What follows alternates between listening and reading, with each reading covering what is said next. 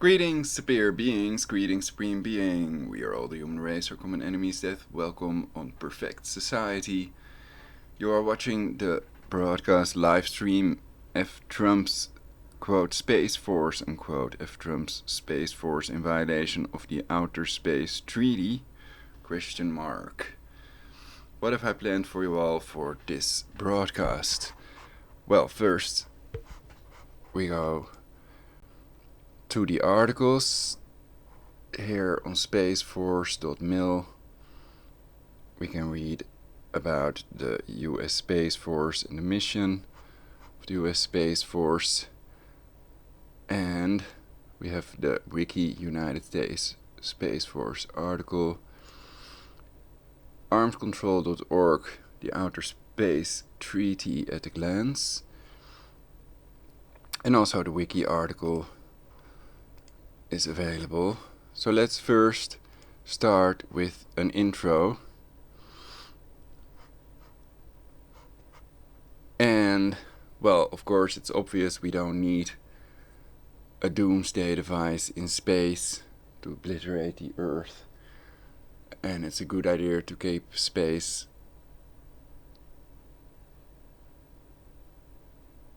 based weapons out of the universe for several reasons. So we don't need doomsday devices in space. We need to control these factors that control aging.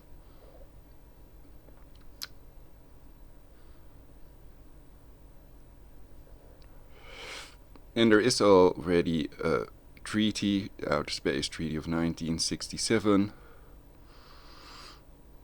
So the idea is it's better to keep the ban on space-based weapons and military activities on celestial bodies.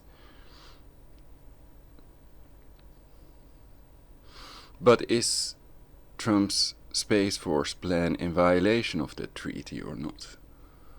So do they plan military activities on celestial bodies, or to put space-based weapons in our universe? Of course, that would also mean that you can't demand of any aliens to disarm themselves either, if they're allowed to have these weapons in space. And if there are other Earth-like planets, then it's likely that there are other life forms in space and that they have never reached the Earth, because these other Earth-like planets are light years away. So if they would travel at the speed of light, that's how long it would take them to get here. And space travel, manned space travel, may be impossible for 4 reasons. It's possible they have man-made flying saucers and that they need artificial gravity. What keeps the air, oxygen and other gases, the Earth's atmosphere on Earth basically. There's a tremendous vacuum in outer space that cannot even simulate on Earth. So is it gravity that keeps the air molecules around our planet, that ties them to our planet, sort of? And do they have artificial gravity and flying saucers that have cloaking capability? So there are 4 reasons manned space travel may be impossible. The Apollo moon landings are definitely fake, but the Earth is spherical, and people can join my Spherical Earth Society, Skype Prologic 999, or leave a comment, either with your real name or your internet name.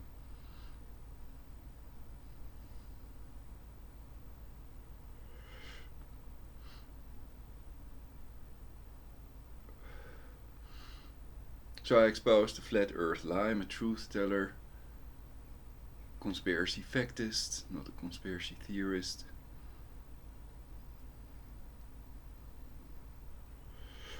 And NASA faked the Apollo moon landings clear from their videos. When that astronaut throws that cable, you shouldn't be able to hear it down. You shouldn't be able to hear it come down. In outer space there is no oxygen, no air, no air molecules, and even NASA agrees there cannot be space, there cannot be sound in space, in a vacuum. So the NASA Masons know that as well.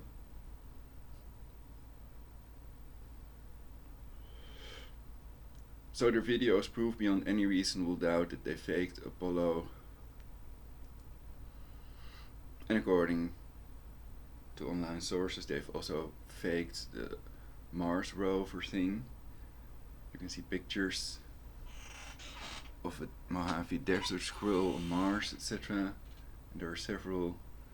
So they shot that in the Mojave Desert supposedly and other places. And they even know what places they've used. They've used these backdrops, etc.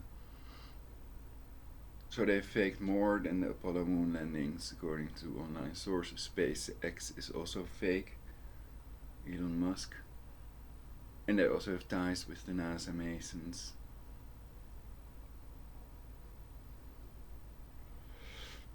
So can anybody disprove to me that these astronauts doing their space walks, their EVAs, extravehicular activities, that their spacewalks are fake, that it's CGI? Can anybody disprove that to me?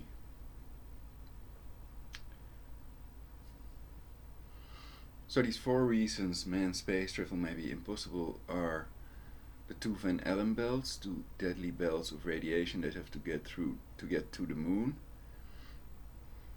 The extreme temperatures in space of -200 to +200, little rocks flying in space debris that fly at very high speeds, then that little rock would penetrate their spaceship.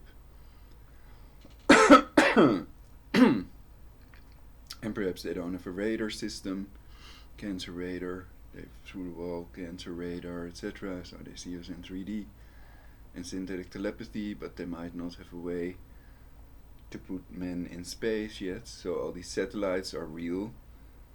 The Apollo moon landings are fake. Space is real and the Earth is spherical.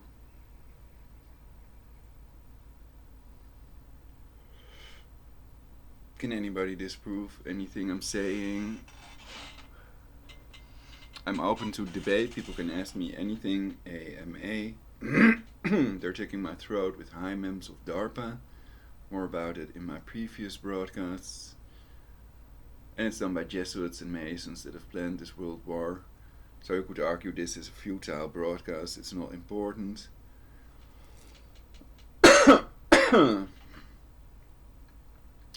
So more about the Kushner-Trump peace plan, self-determination, World War, two-state solution, World War, in my other broadcasts on my channels, Try Something Vegetarian, and this channel, Perfect Society.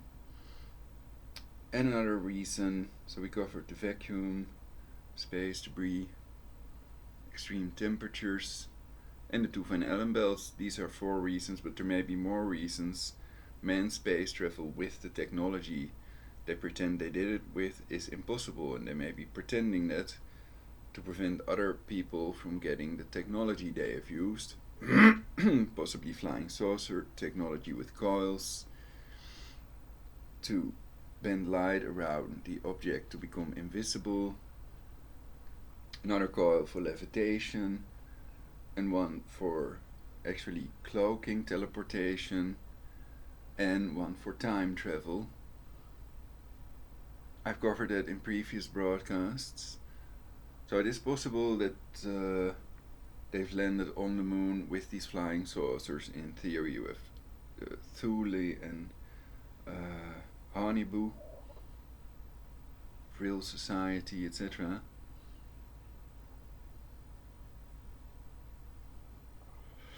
Supposedly the continuation of Nazi projects, Project Pope, Project Paperclip.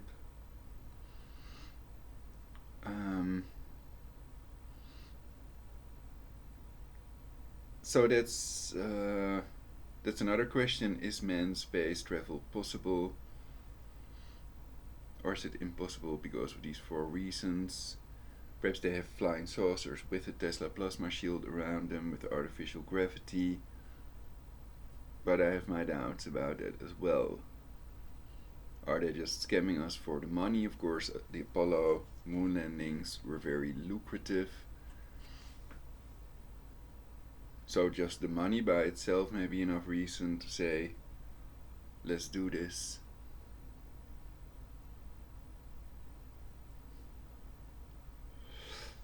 So when that astronaut throws that cable or plate, then we wouldn't be able to hear it come down. In space there are no air molecules to vibrate the microphone in the helmet of the astronaut. But let's get to the intro. So this was sort of a warning already.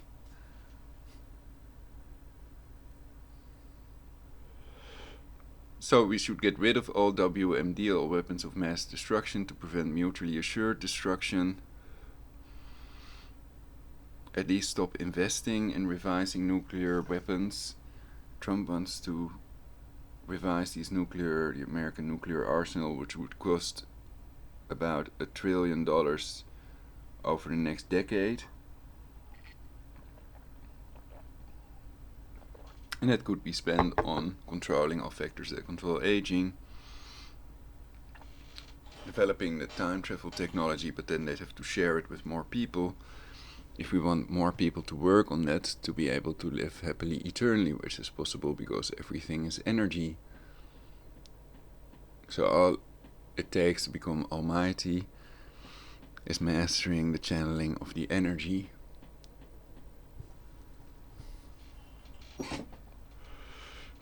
So that's a good point. NASA's own video material proves beyond any reasonable doubt that they faked the Apollo moon landings. So let's get to the intro.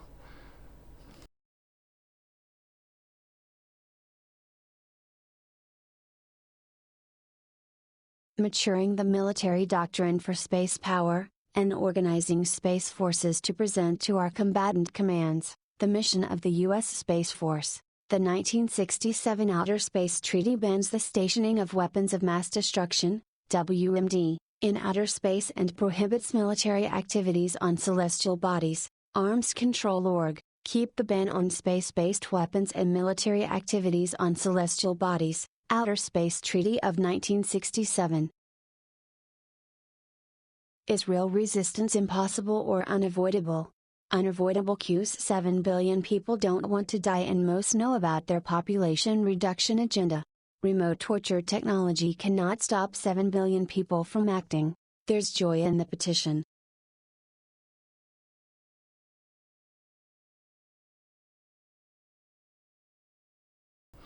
So first we're going to review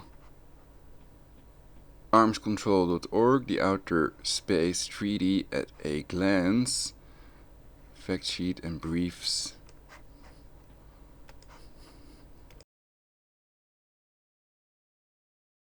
The Outer Space Treaty at a glance. Share this printer-friendly version fact sheets and briefs. Last reviewed, August 2017. Contacts, Daryl Kimmel, Executive Director, 20246382270 extension 107. The 1967 Outer Space Treaty bans the stationing of weapons of mass destruction, WMD, in outer space, prohibits military activities on celestial bodies, and details legally binding rules governing the peaceful exploration and use of space. 105 countries are states parties to the treaty, while another 26 have signed it but have not yet completed ratification. Treaty terms. The treaty forbids countries from deploying nuclear weapons or any other kinds of weapons of mass destruction in outer space. The term weapons of mass destruction is not defined, but it is commonly understood to include nuclear, chemical, and biological weapons. The treaty, however, does not prohibit the launching of ballistic missiles, which could be armed with WMD warheads, through space. The treaty repeatedly emphasizes that space is to be used for peaceful purposes, leading some analysts to conclude that the treaty could broadly be interpreted as prohibiting all types of weapons systems, not just WMD, in outer It was an idea I had earlier as well, that it could be made stricter basically rather than the opposite. I think any step towards less weapons of self-destruction is a good step. Space. The treaty's key arms control provisions are in Article 4. States parties commit not to place in orbit around the Earth or other celestial bodies any nuclear weapons or objects carrying WMD, install WMD on celestial bodies or station WMD in outer space in any other manner, establish military bases or installations, test any type of weapons, or conduct military exercises on the Moon and other celestial bodies. Other treaty provisions underscore that space is no single country's domain and that all countries have a right to explore it. These provisions state that, states parties commit not to place in orbit around the Earth or other celestial bodies any nuclear weapons or objects carrying WMD. Not to install WMD on celestial bodies or station WMD in outer space in any other manner. States parties commit not to establish military bases or installations, test any type of weapons, or conduct military exercises on the Moon and other celestial bodies.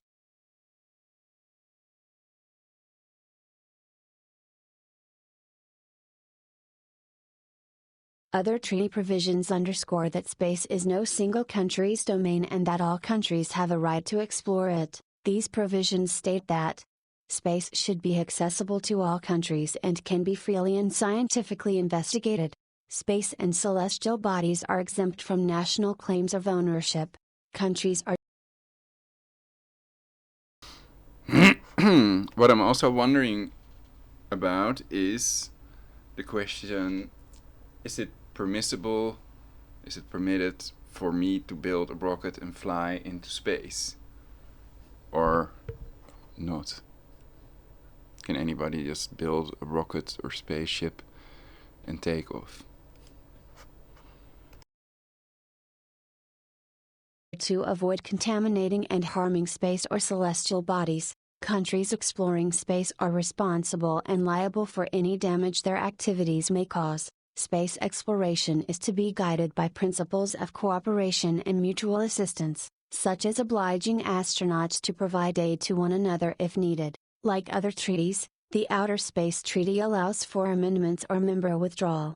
Article 15 permits countries to propose amendments. An amendment can only enter into force if accepted by a majority of states parties, and it will only be binding on those countries that approve the amendment. Article 16 states a country's withdrawal from the treaty will take effect a year after it has submitted a written notification of its intentions to the depositary states, the United States, Russia, and the United Kingdom. History. Talks on preserving outer space for peaceful purposes began in the late 1950s at the United Nations. The United States and its Western allies submitted proposals in 1957 on reserving space exclusively for peaceful and scientific purposes, but the Soviet Union rejected these efforts because it was preparing to launch the world's first satellite and test its first intercontinental ballistic missile. In 1963, the UN General Assembly approved 2 resolutions on outer space that subsequently became the basis for the Outer Space Treaty. UN Resolution 1884 called on countries to refrain from stationing WMD in outer space. UN Resolution 1962 set out legal principles on outer space exploration, which stipulated that all countries have the right to freely explore and use space. The United States and Soviet Union submitted separate draft outer space treaties to the UN General Assembly in June 1966. A mutually agreed treaty text was worked out over the next 6 months, and the UN General Assembly gave its approval of the treaty on December 19, 1966. The treaty opened for signature in Washington, Moscow, and London on January 27, 1967 and entered into force October 10, 1967. Research assistance by Ben Rusk. General Assembly, 18th Session. Resolutions adopted on the reports of the First Committee, 1884, 18. Question of General and Complete Disarmament, October 17, 1963, Item 26. The General Assembly, recalling its Resolution 1721A, 16, of December 20, 1961, in which it expressed the belief that the exploration and use of outer space should be only for the betterment of mankind, determined to take steps to prevent the spread of the arms race to outer space. 1.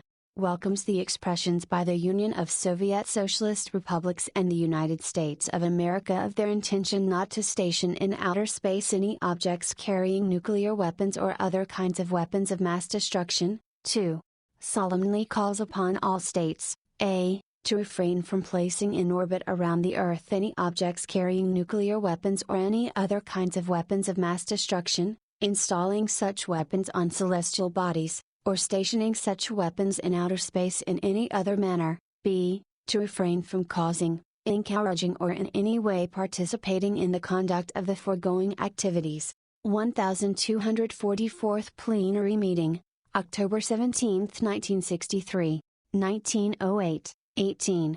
Question of General and Complete Disarmament. The General Assembly, conscious of its responsibility under the Charter of the United Nations for disarmament and the consolidation of peace, expressing its satisfaction that agreement has been reached on a partial test ban treaty and on the establishment of a direct communications link between Moscow and Washington, and its satisfaction over the expressions of intention recorded in its Resolution 1884, 18, of October 17, 1963 not to station in outer space or place in orbit any objects carrying nuclear weapons or other kinds of weapons of mass destruction, noting that all signatories to the Partial Test Ban Treaty have proclaimed in its preamble, as their principal aim, the speediest possible achievement of an agreement on general and complete disarmament under strict international control, and that they have emphasized, noting that all signatories to the Partial Test Ban Treaty have proclaimed in its preamble, as their principal aim, the speediest possible achievement of an agreement on general and complete disarmament under strict international control, and that they have emphasized the advisability that the partial test ban should be followed by other initial steps. So that's a typed out version of a document, PDF, and I thought it was weird that there is no typed out version of it, so I typed it out myself.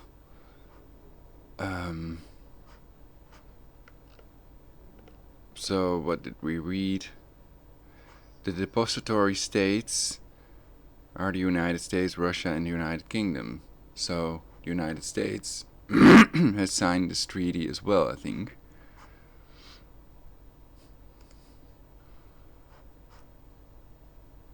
We can read the wiki article.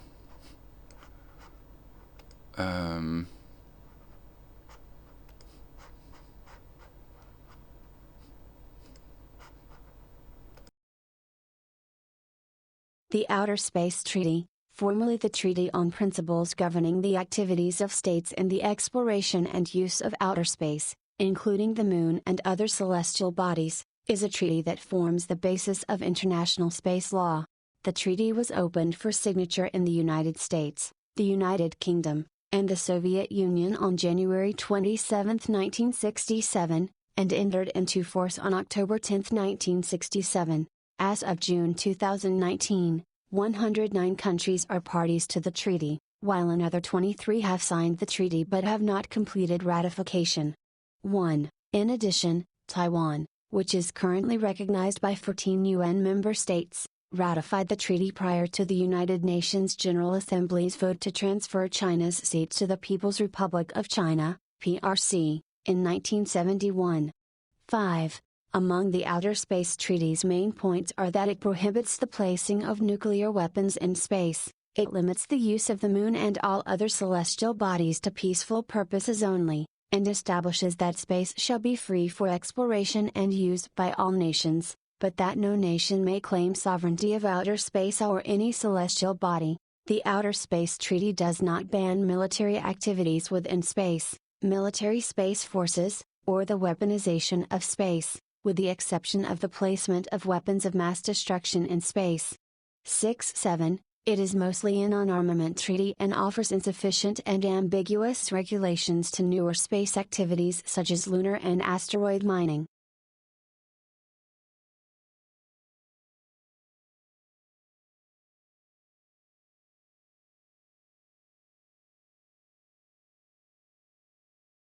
So basically you could argue it opens the door to military activities within space and does not ban military space forces or the weaponization of space.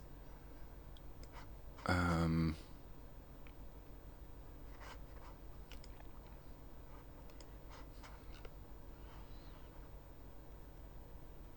here we read it prohibits military activities on celestial bodies and details legally binding rules governing the peaceful exploration and use of space.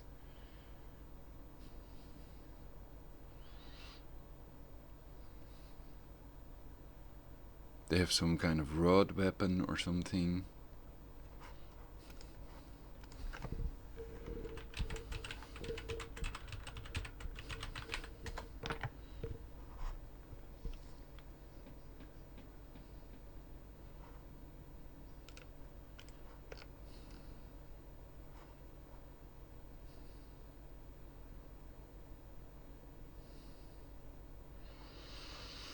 So some have called it rods from God, and then they're talking about kinetic bombardment, kinetic orbital strike. So we can read that as an intro then. A kinetic bombardment or a kinetic orbital strike is the hypothetical act of attacking a planetary surface with an inert projectile, where the destructive force comes from the kinetic energy of the projectile impacting at very high speeds. The concept originated during the Cold War.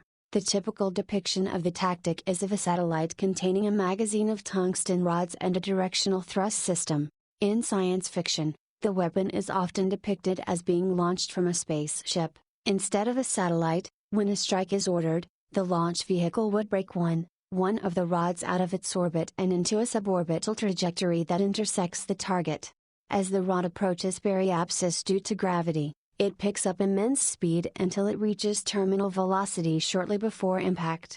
The rods would typically be shaped to minimize air resistance and maximize terminal velocity.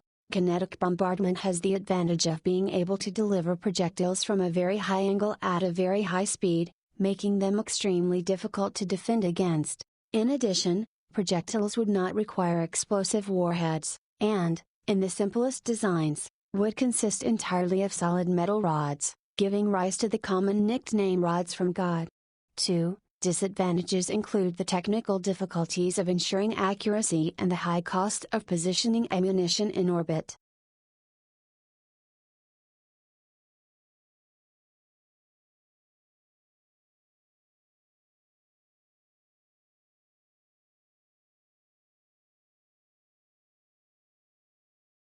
Project Thor is an idea for a weapons system that launches telephone pole-sized kinetic projectiles made from tungsten from Earth's orbit to damage targets on the ground. Jerry Pournelle originated the concept while working in operations research at Boeing in the 1950s before becoming a science fiction writer.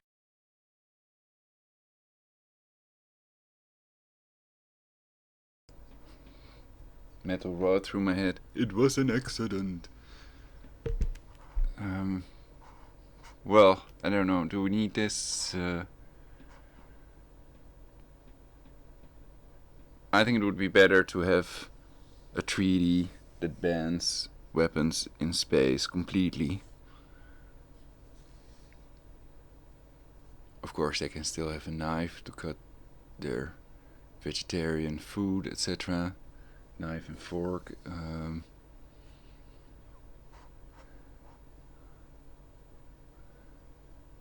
But it is enforceable with the scalar technology and through the wall radar.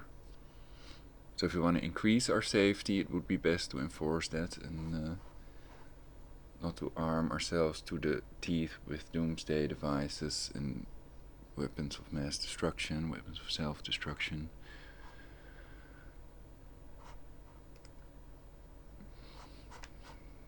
United States Space Force.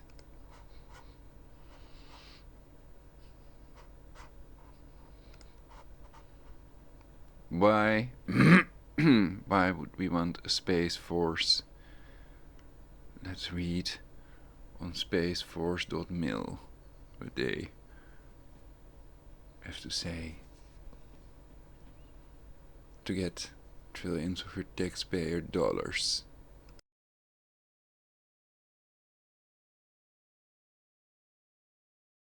What is the mission of the U.S. Space Force? A. The U.S. Space Force is a military service that organizes, trains, and equips space forces in order to protect U.S. and allied interests in space and to provide space capabilities to the joint force.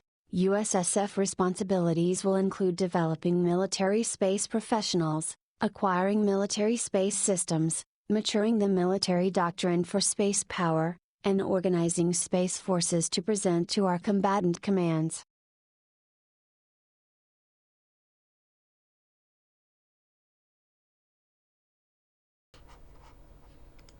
Maturing the military doctrine for space power. It sort of reminds me of Shome or cheese that stinks so much that the whole fridge stinks of it after you put it in the fridge, basically.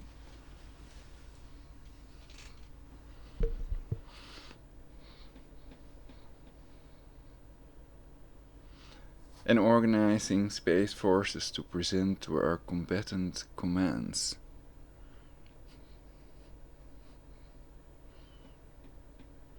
Well, what do they think Russia and China and others are going to do if they do this?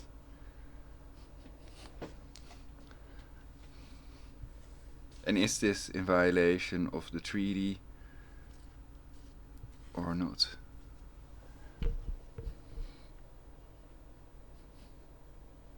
Space power to protect the US and allied interests, so not the interests of the human race as a whole.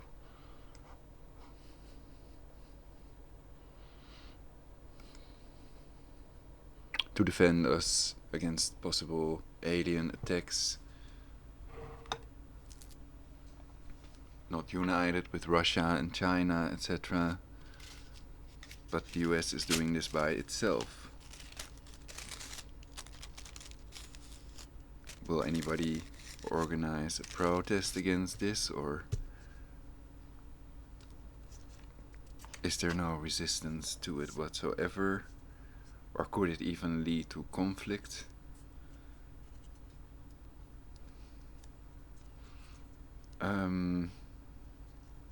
Well, basically they're not placing WMD in space. And secondly, like we've read in the treaty, they are allowed to have a military force in space as well. And it will create jobs. And if manned space travel is impossible, then it's a total hoax that will just get a lot of money. Total scam.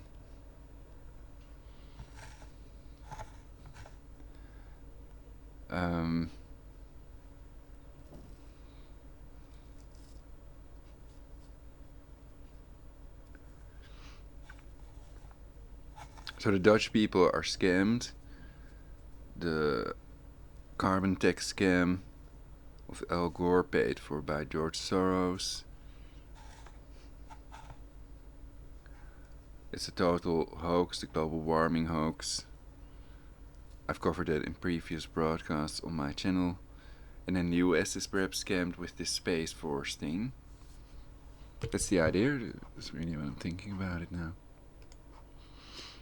What is the US Space Force überhaupt?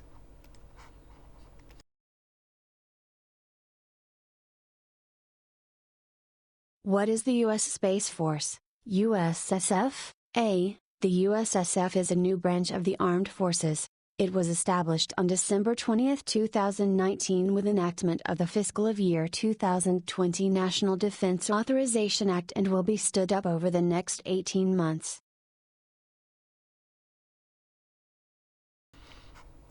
So they're it seems to add the word off, the fiscal off year 2020.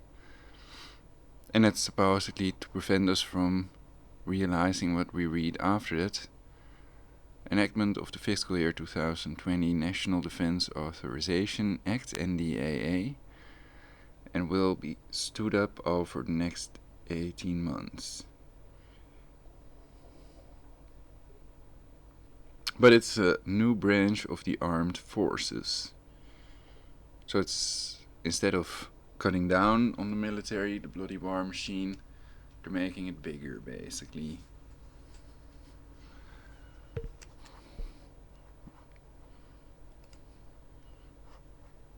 Well, let's see if they have any good argument. Why do we need a space force? Shouldn't the question be why we don't need a space force? Why do we not need? Why is there no necessity for a space force? Perhaps I can reflect on that. Do I think there is a need for it or no need for it? Well, like I said, with aliens, you'd first have to determine whether they are malevolent or benevolent. I guess they already know that. And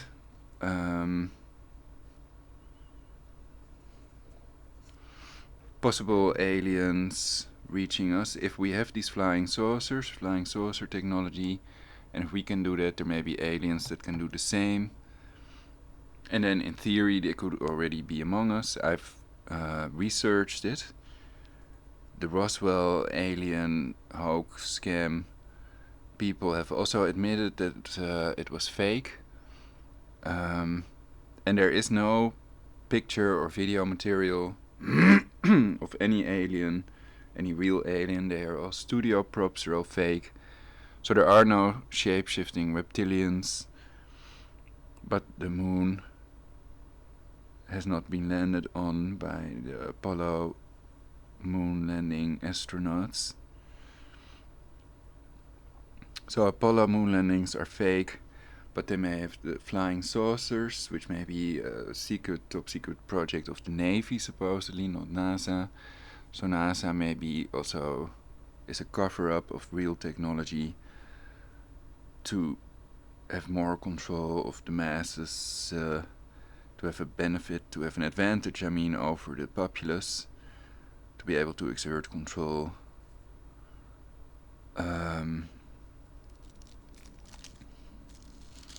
But that's of course highly theoretical. People can study online what's provable and what's not provable.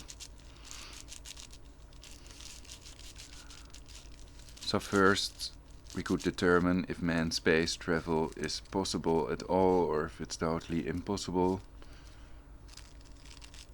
And how much is it gonna cost? Is it realistic? But I was gonna ponder on the question, are there reasons we don't need a space force?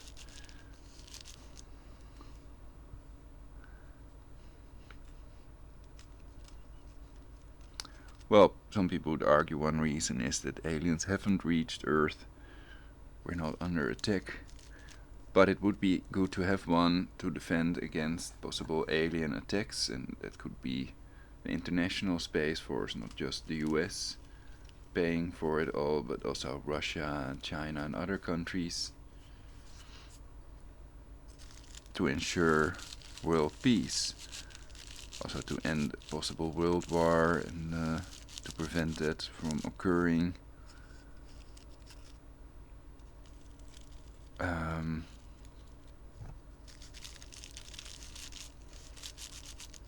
I think it's good that there are agreements, treaties, etc.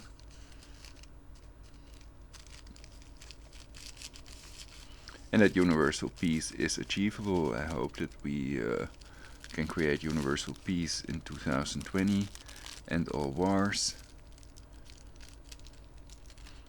and even dismantling all weapons of mass destruction is an option.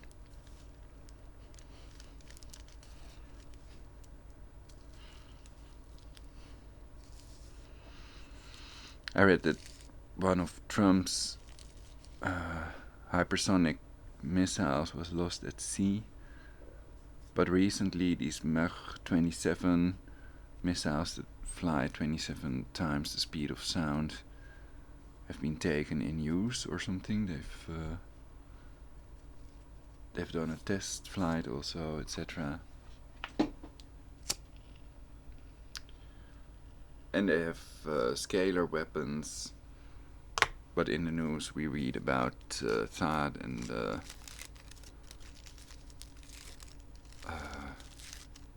Iron Dome missile defense systems, which you could argue are obsolete, as are other weapons. So all these weapons, including drones, are obsolete because of the scalar technology.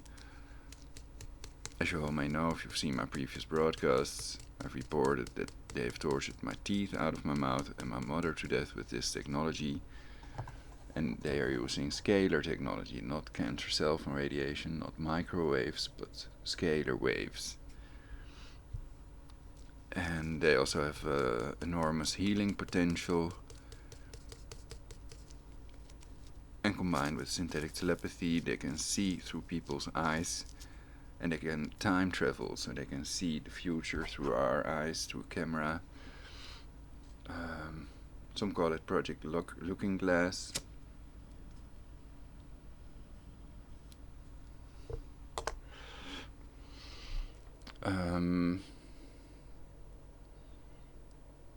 So you could argue we need a space force against possible outside threats of extraterrestrial threats, basically.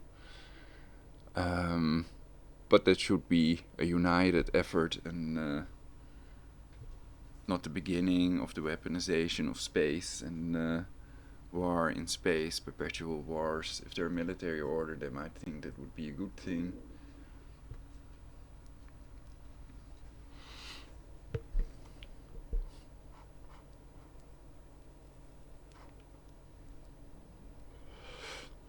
But it's not safety first, and Tesla may have been right. If they have weapons that can split the earth, then we should end all wars and make a safer, better world, better future for everyone, and not invest in these bloody weapons of self-destruction, but in controlling of factors that control aging, time travel technology, medical breakthroughs, etc. should follow shortly. Q. Why do we need a space force? A. Space has become essential to our security and prosperity, so much so that we need a branch of our military dedicated to its defense, just like we have branches of the military dedicated to protecting and securing the air, land, and sea. Unfettered access to space is vital to national defense. Space systems are woven into the fabric of our way of life. Space affects almost every part of our daily lives and is fundamental to our economic system. For example, satellites not only power the GPS technology that we use daily, but allow us to surf the web and call our friends, enable first responders to communicate with each other in times of crisis, timestamp transactions in the world financial market, and even allow us to use credit cards at gas pumps.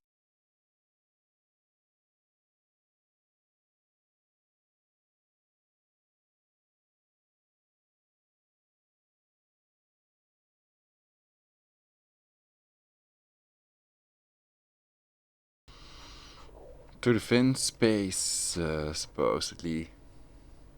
Against what or who? Space radiation, perhaps?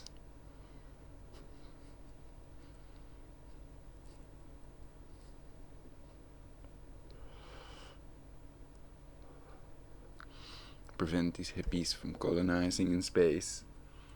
Who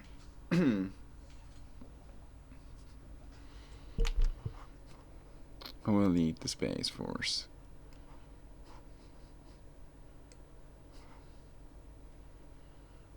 Well, okay, I can lead it.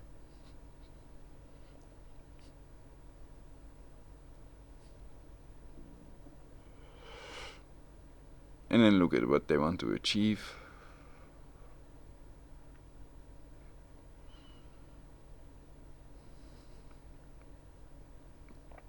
So one question is, would they protect satellites, for example? And how would they protect these satellites when scalar weapons are real? Death ray, plasma weapons, and they can't even talk about them. That's secret. That's secret.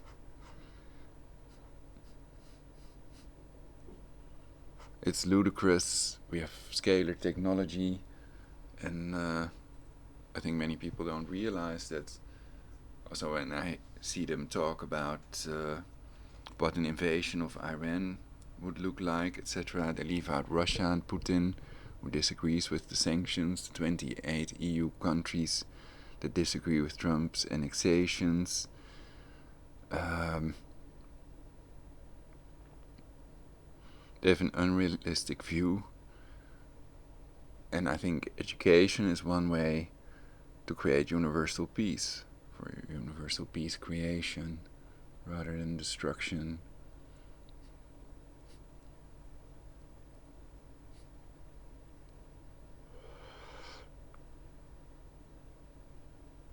So, for preventing mutually assured destruction, sabotaging nuclear weapons, etc.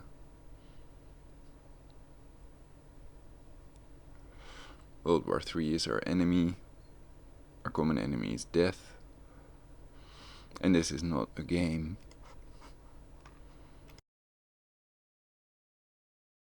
Click here to collapse content Q. Who will lead the Space Force? A. The USSF was established within the Department of the Air Force, meaning the Secretary of the Air Force will have overall responsibility for the USSF, under the guidance and direction of the Secretary of Defense.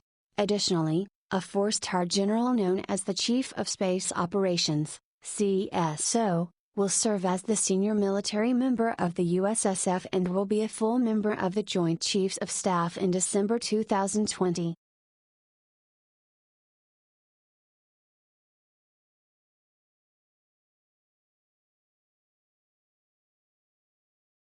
United States Department of Defense, Secretary Mark Esper. Image result for Secretary of Defense. The Secretary of Defense, Secretary of State, the Attorney General, and the Secretary of the Treasury are generally regarded as heading the four most important departments. Since July 23, 2019, the Secretary of Defense has been Mark Esper, the 27th person to hold the office.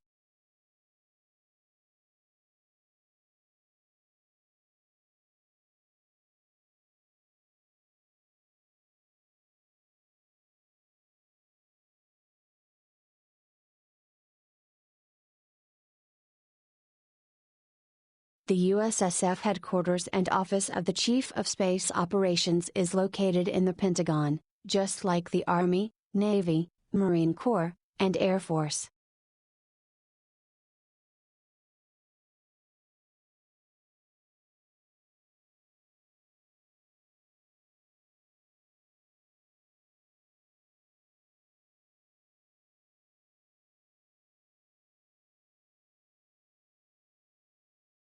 The initial staff for the CSO will begin standing up with the President's signature of the FY20. This staff will immediately focus on establishing a fully functioning headquarters, preparing to execute the full scope of its organize, train, and equip responsibilities, and, in conjunction with the U.S. Air Force, developing a detailed plan to transfer forces into the U.S. Space Force. The office will also maintain a critical command element at Peterson Air Force Base, Colorado, comprised of staff from the former Air Force Space Command, AFSC, headquarters.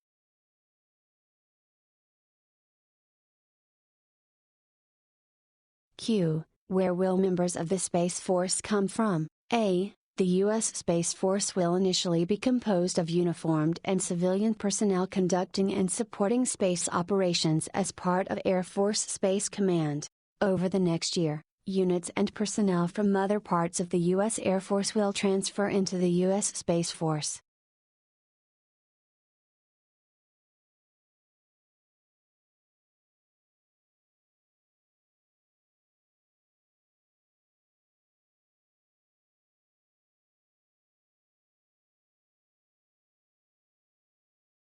The USSF headquarters is located in the Pentagon, just like the Army, Navy, Marine Corps, and Air Force.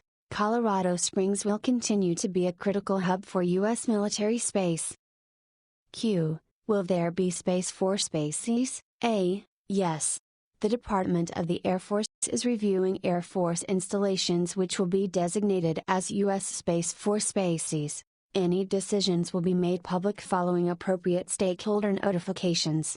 Timeline.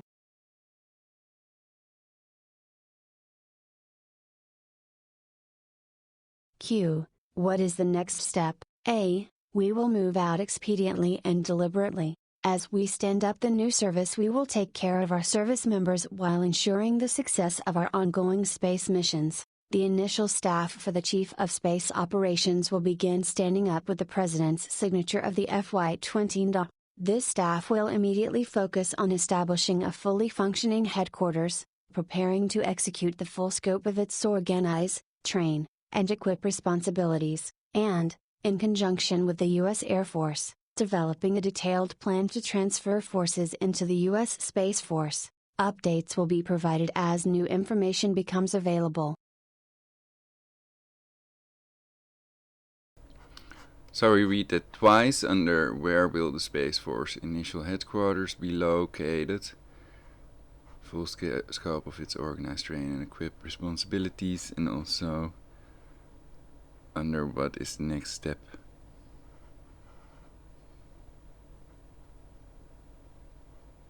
Execute the full scope of its organized, train and equip responsibilities.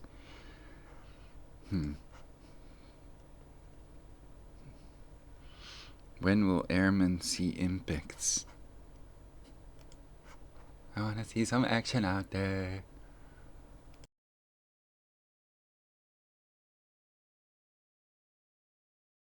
Q. When will airmen see impacts? A. On day 1, airmen will see that Air Force Space Command, including all its current subordinate units, is redesignated as the USSF. All airmen currently assigned to Air Force Space Command will now be assigned to USSF.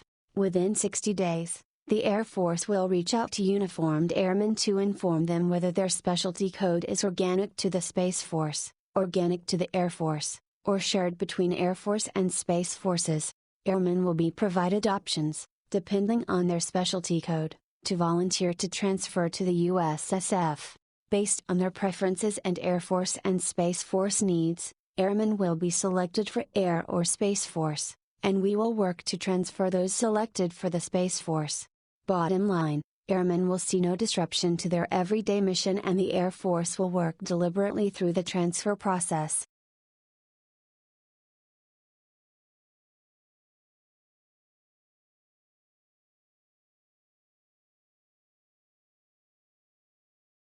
Q. If I'm in a unit that is redesignated to USSF, does this mean I'm now a member of the Space Force? A. Number. If you are currently assigned to a unit, organization that is redesignated to the USSF, then you will maintain your assignment in the redesignated organization and be assigned to the Space Force.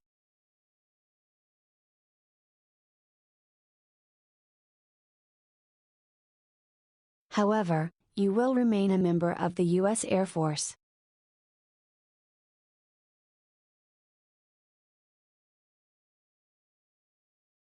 Individuals will become members of the 6th branch of the Armed Forces, the United States Space Force, once they have transferred either through a new appointment, for officers, or by being enlisted into the U.S. Space Force. The Department of the Air Force will go through a deliberate process and will provide information to individuals to help guide their transfer into the U.S. Space Force. Now and in the future, there will continue to be airmen, who are members of the United States Air Force, assigned to support the U.S. Space Force mission.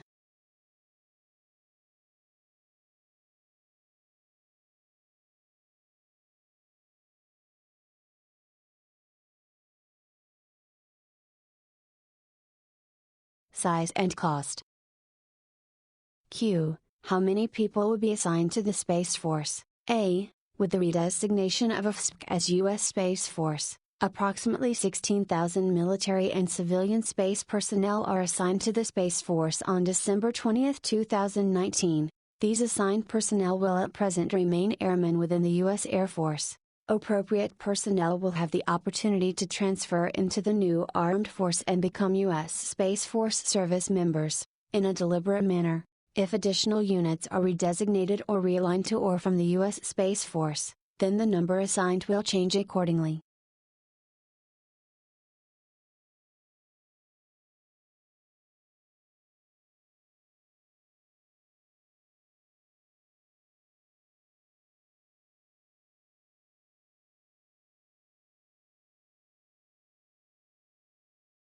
Well, what I'm wondering is, will these be Black Ops, or will we be able to see YouTube videos of the Space Force doing stuff in space?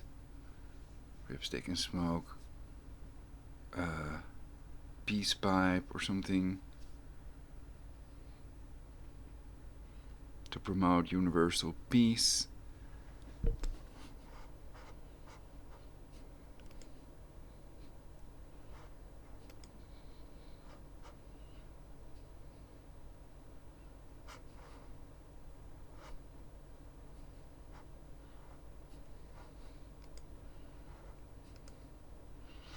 So yeah, what are they gonna do about it kinetic bombardment thing?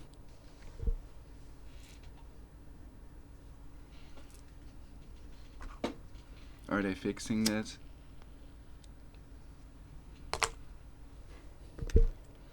Now we can read the United States Space Force article on Wiki.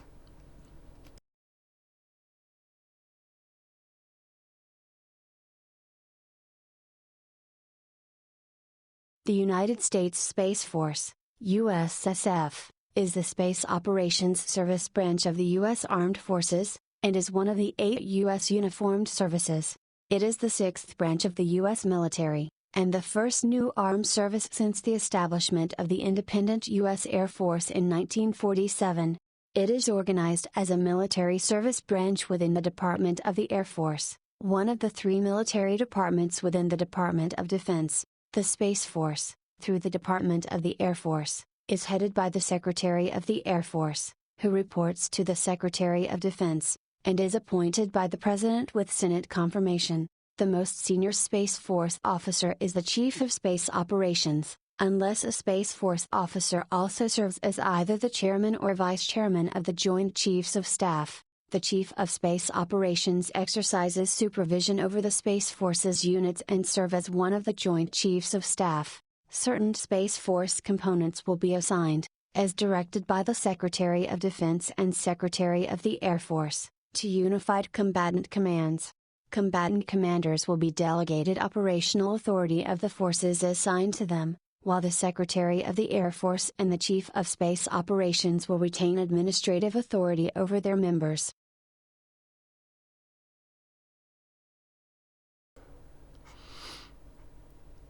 It kind of looks like a compact disc.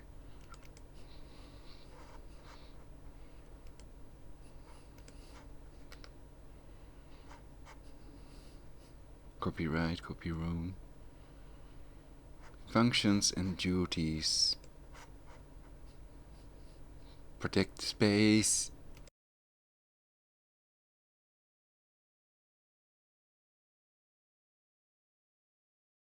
Functions as described in the United States Space Force Act. It will be organized, trained, and equipped to 5. Provide freedom of operation for the United States in, from, and to space. Provide prompt and sustained space operations duties. Its duties include 2.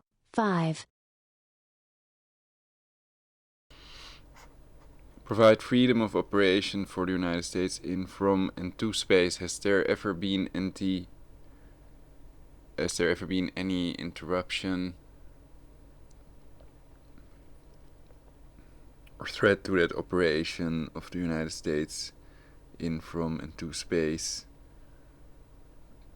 Has there ever been a threat to the freedom of operation for the United States in, from, and to space?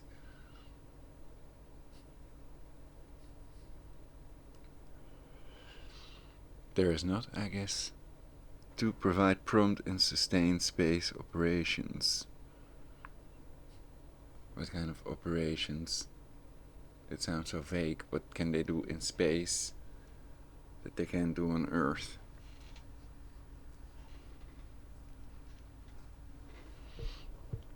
Well, perhaps they hope for Chinese and Russian Space Force as well, so that they can battle each other in space. Wouldn't that be space?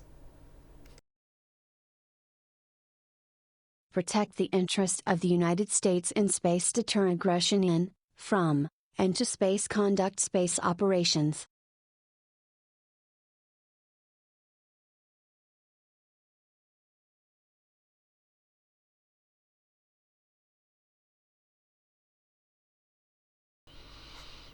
Deter aggression in, from, and to space. That's interesting as well.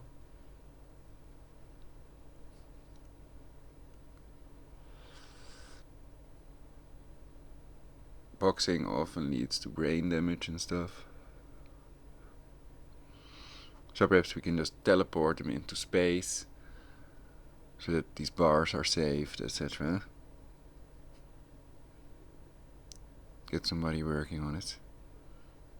And perhaps also the mini GMO polar bear that is genetically modified to live in warmer climates and to be tiny and also eat plant-based foods.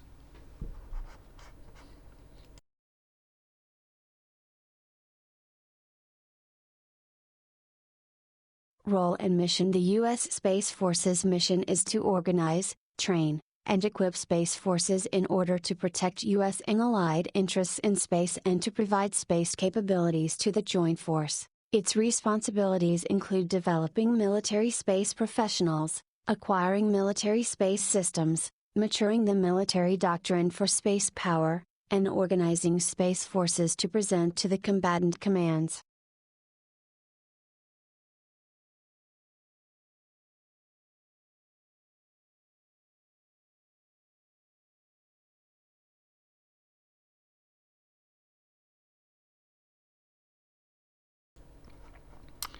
I think that Europe and European countries are still a US ally.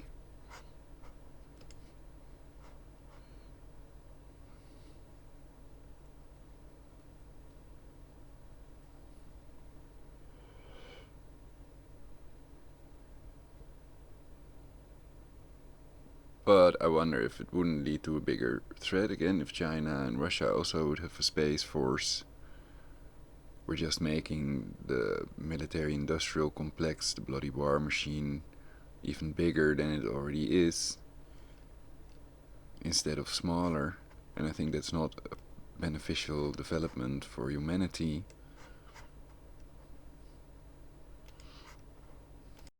So we need to do the opposite.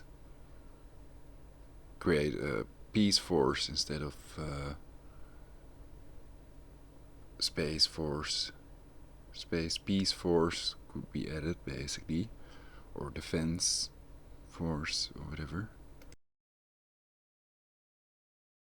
Organization. The Space Force is organized as one of two co-equal military service branches within the Department of the Air Force, with the other service being the United States Air Force. Both services are overseen by the Secretary of the Air Force, who has overall responsibility for organizing, training, and equipping the Space Force and Air Force. 6. The military head of the Space Force is the Chief of Space Operations, CSO, who is an officer in the grade of General. The Chief of Space Operations will become a member of the Joint Staff 1 year after the passage of the Space Force Act. If authorized by the Secretary of Defense, the Chief of Space Operations may be dual-headed as the Commander of the United States Space Command. 6. The Space Force will assume responsibility for all major space acquisitions programs, as well as manage a distinct and separate budget, ensuring independence from the Air Force. The Space Force is intended to include all uniformed and civilian personnel within the Department of Defense conducting and supporting space operations, centralizing management of space professionals, The Space Force will also create career paths for military and civilian space personnel, to include operations, intelligence, engineering, science, acquisitions, and cyber. While establishing the Space Force, the Defense Department intends to utilize inter-service transfers, initial lateral entry, direct commission authorities, career incentive pays and retention bonuses, and waivers to accession policy. 6. What was I thinking? About a distinct and separate budget ensuring independence from the Air Force. I've heard that what the Fed spends, the Federal Reserve Bank, what the Fed spends, it gets. So is this going to be paid for by the American taxpayers? And is there a majority for it?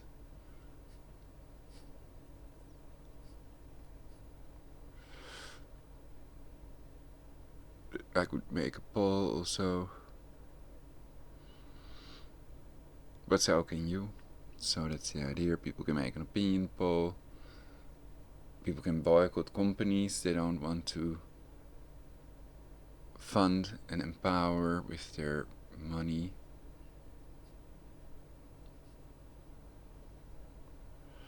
For a better future for humanity. But with this, these are governmental, this is governmental basically.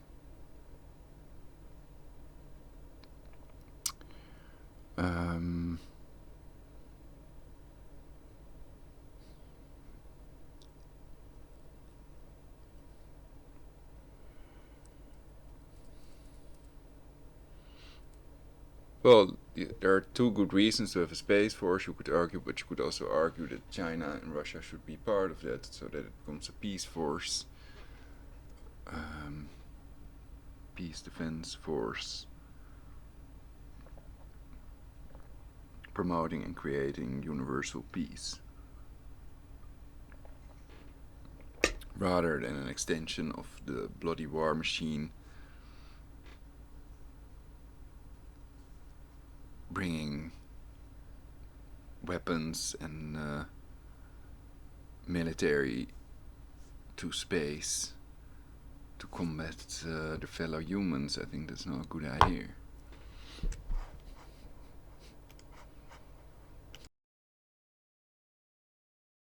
'7. Air Force Space Command, AFSC, was redesignated as the Space Force by the 2020 NDA, elevated to become the new service. All of AFSC's former personnel, organizations, and components were then assigned to the Space Force. AFSC's principal components were 14th Air Force, which controls operations, and the Space and Missile Systems Center, which is responsible for research and acquisitions.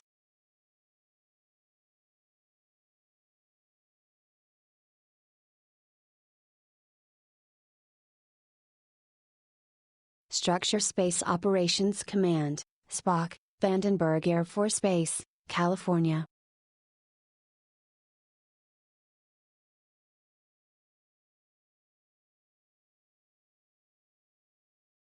Space and Missile Systems Center. PNG Space and Missile Systems Center, SMC, Los Angeles Air Force Base, California.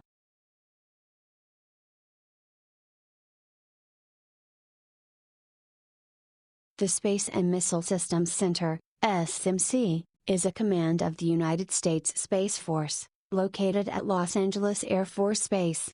The Space and Missile Systems Center is responsible for developing, acquiring, fielding, and sustaining military space systems.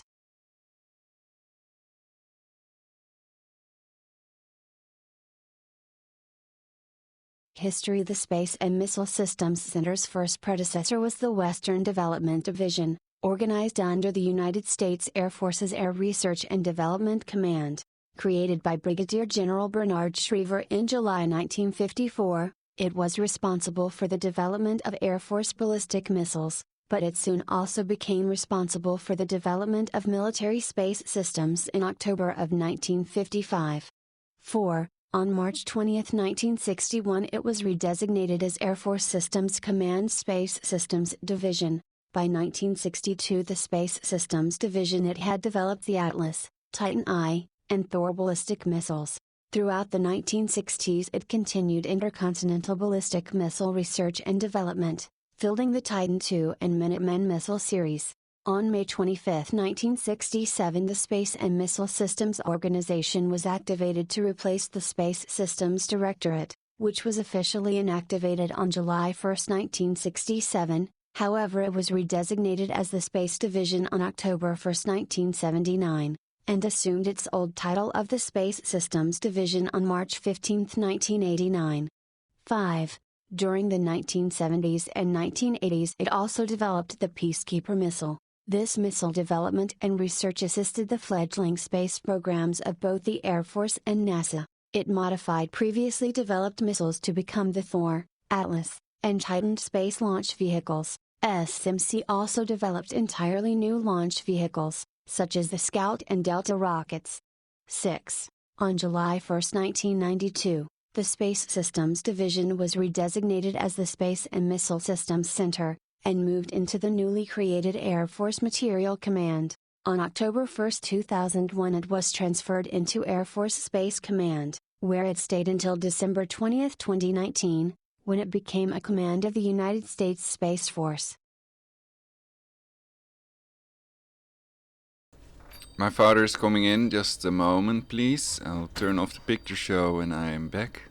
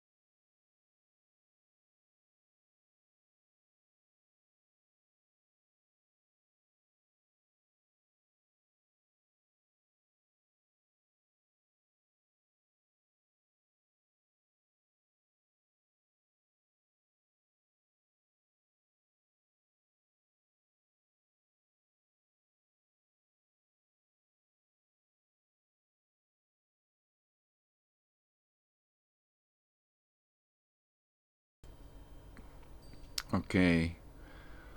So that was Space and Missile Systems Center on Wikipedia, CIA Vatican Edited Encyclopedia.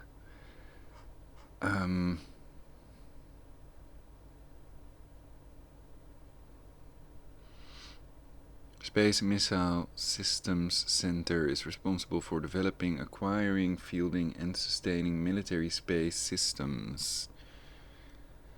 So the question is also what there already is in space.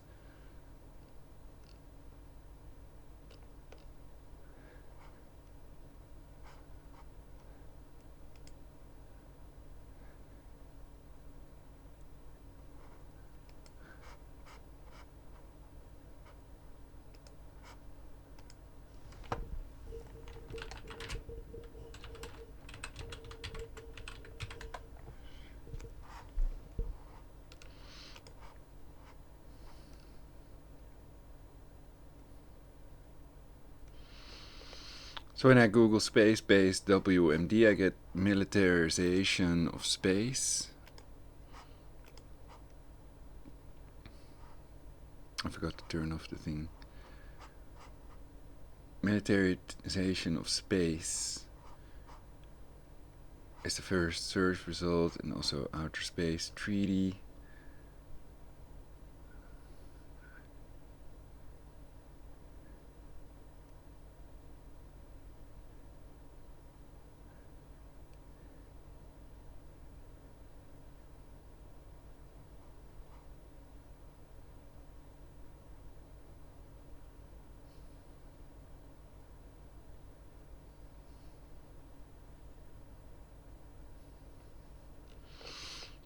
So we can read that, and also perhaps via images.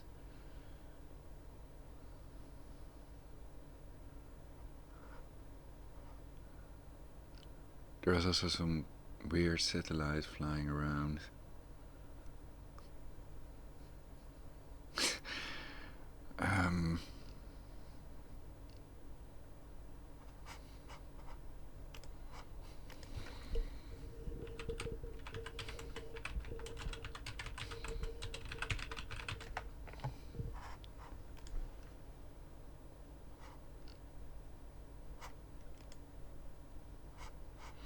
The Black Knight satellite Sentinel from space. The unredacted.com.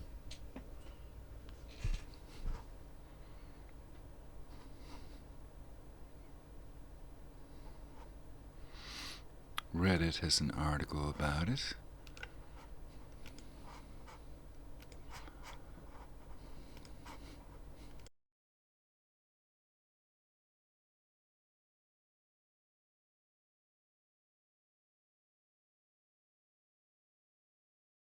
Posted BYU, Sandy's 6 years ago. What can you guys tell me about the Black Knight satellite?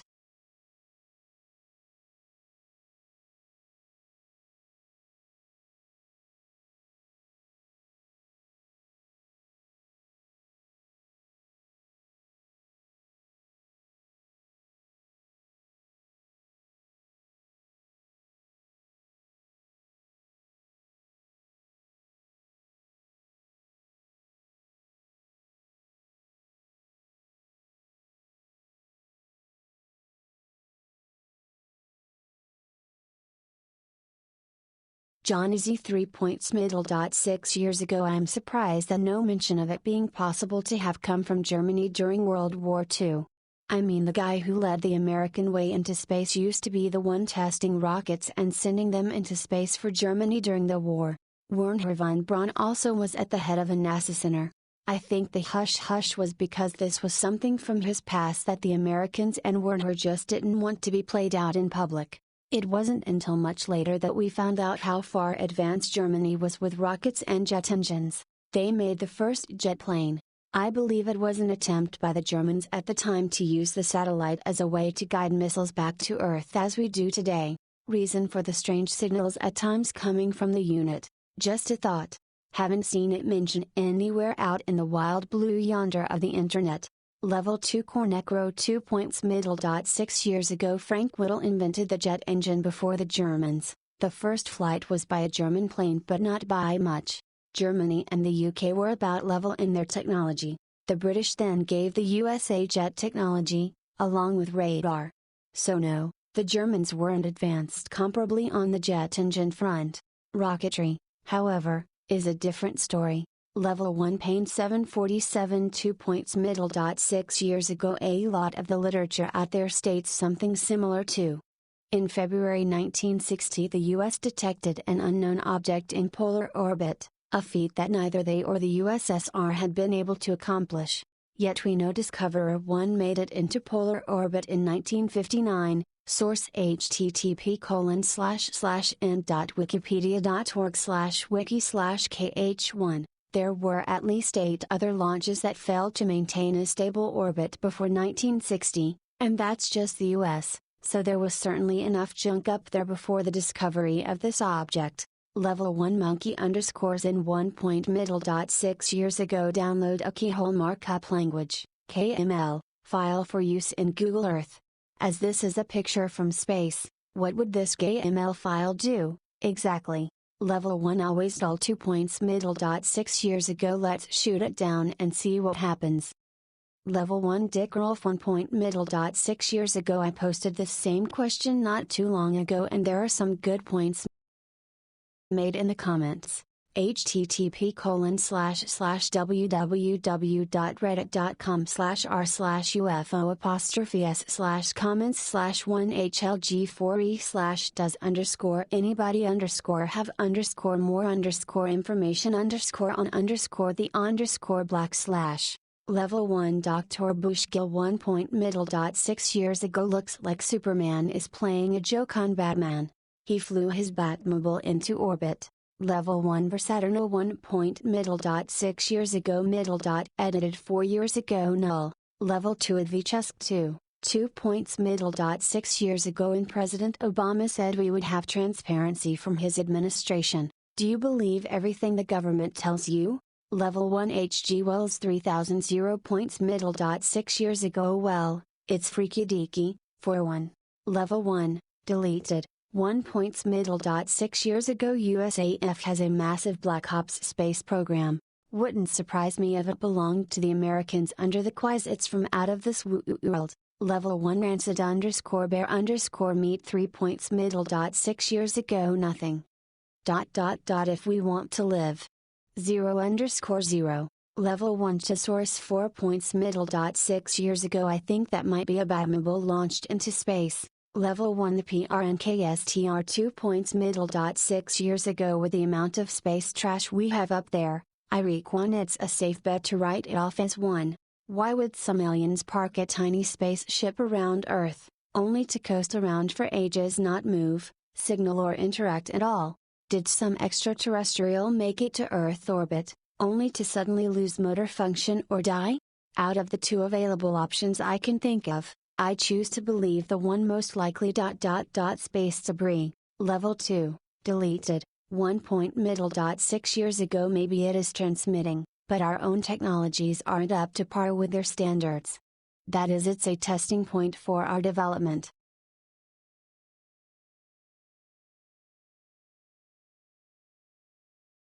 George Orwell quotes, "In times of universal deceit, telling the truth is a revolutionary act or crime actually.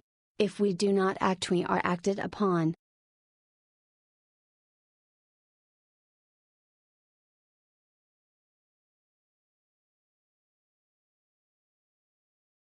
Kennedy quotes, "We are as a people inherently and historically opposed to secret societies, to secret oaths and to secret proceedings." JFKLibrary.org, "Mankind must put an end to war before war puts an end to mankind." John F. Kennedy. JFK opposed Israel's nuclear weapons program as soon as LBJ entered office. He tripled foreign aid to Israel to over $130 million a year, when during JFK's rule it was only $40 million. Me. "Those who make peaceful revolution impossible will make violent revolution inevitable." John F. Kennedy 1962.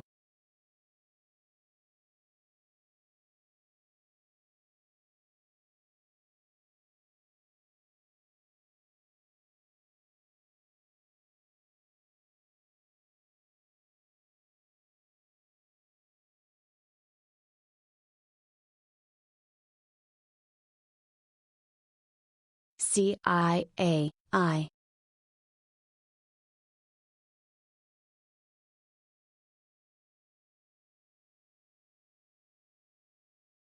Alt wrong.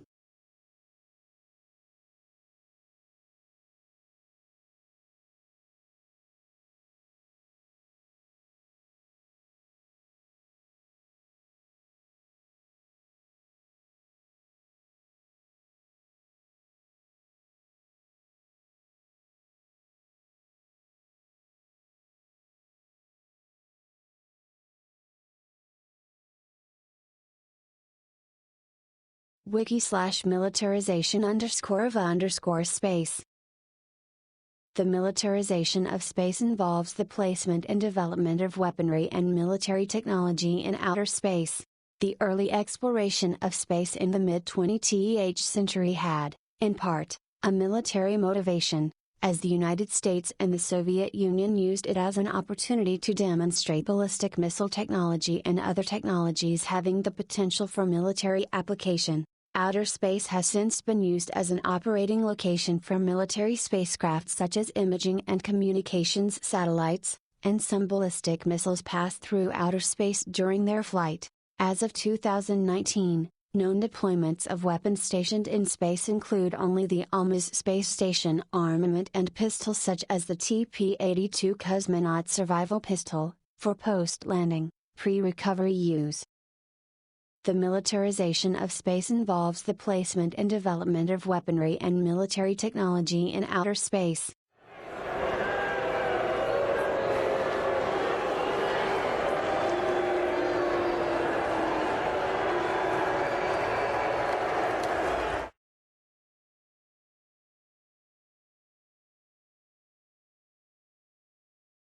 The.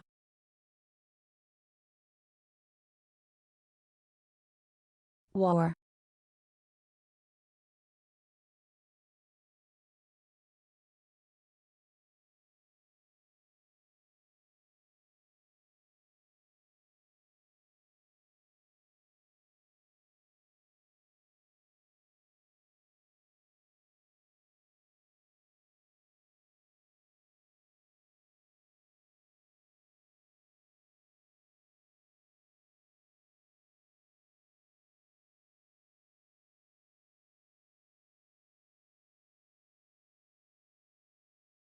Universal peace.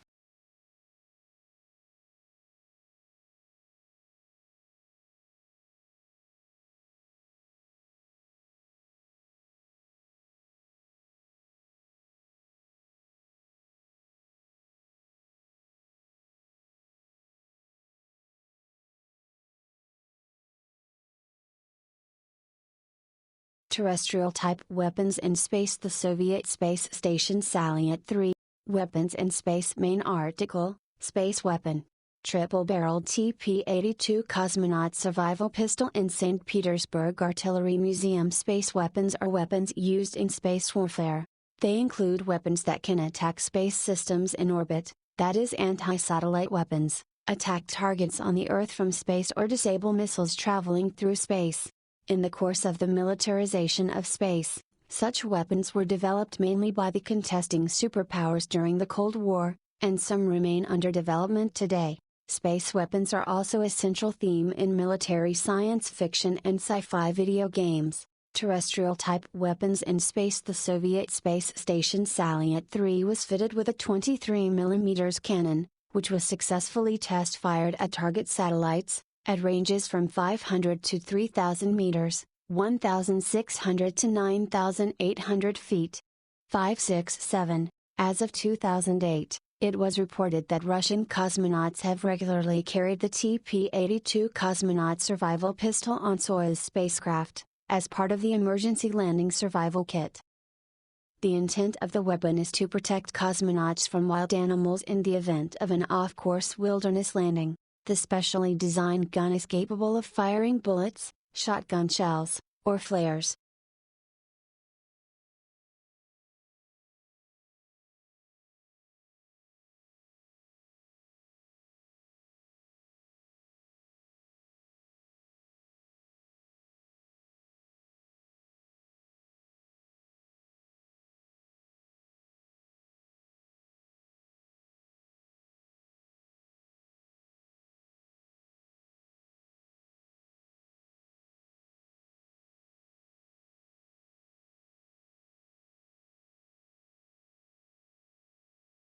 Space weapons are weapons used in space warfare.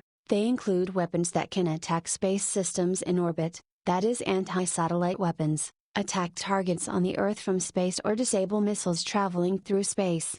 In the course of the militarization of space, such weapons were developed mainly by the contesting superpowers during the Cold War, and some remain under development today. Space weapons are also a central theme in military science fiction and sci-fi video games.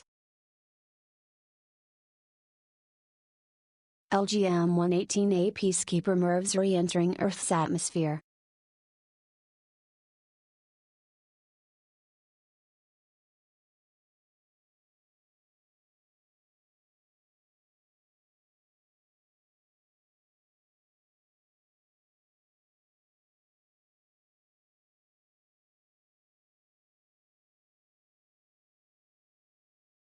A multiple independently targetable re-entry vehicle, MIRV, is a missile payload containing several warheads, each capable of being aimed to hit a different target.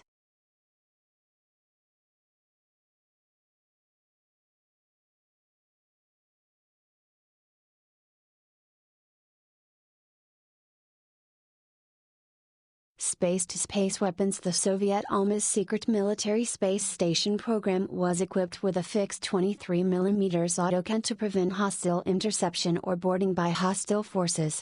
1.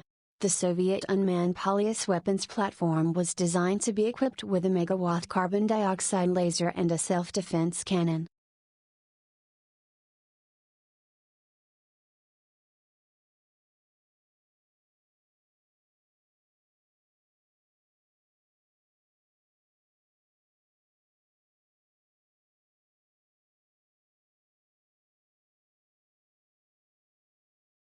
23mm caliber is a specific size of cannon or autocannon ammunition. This ammunition size has not been widely used.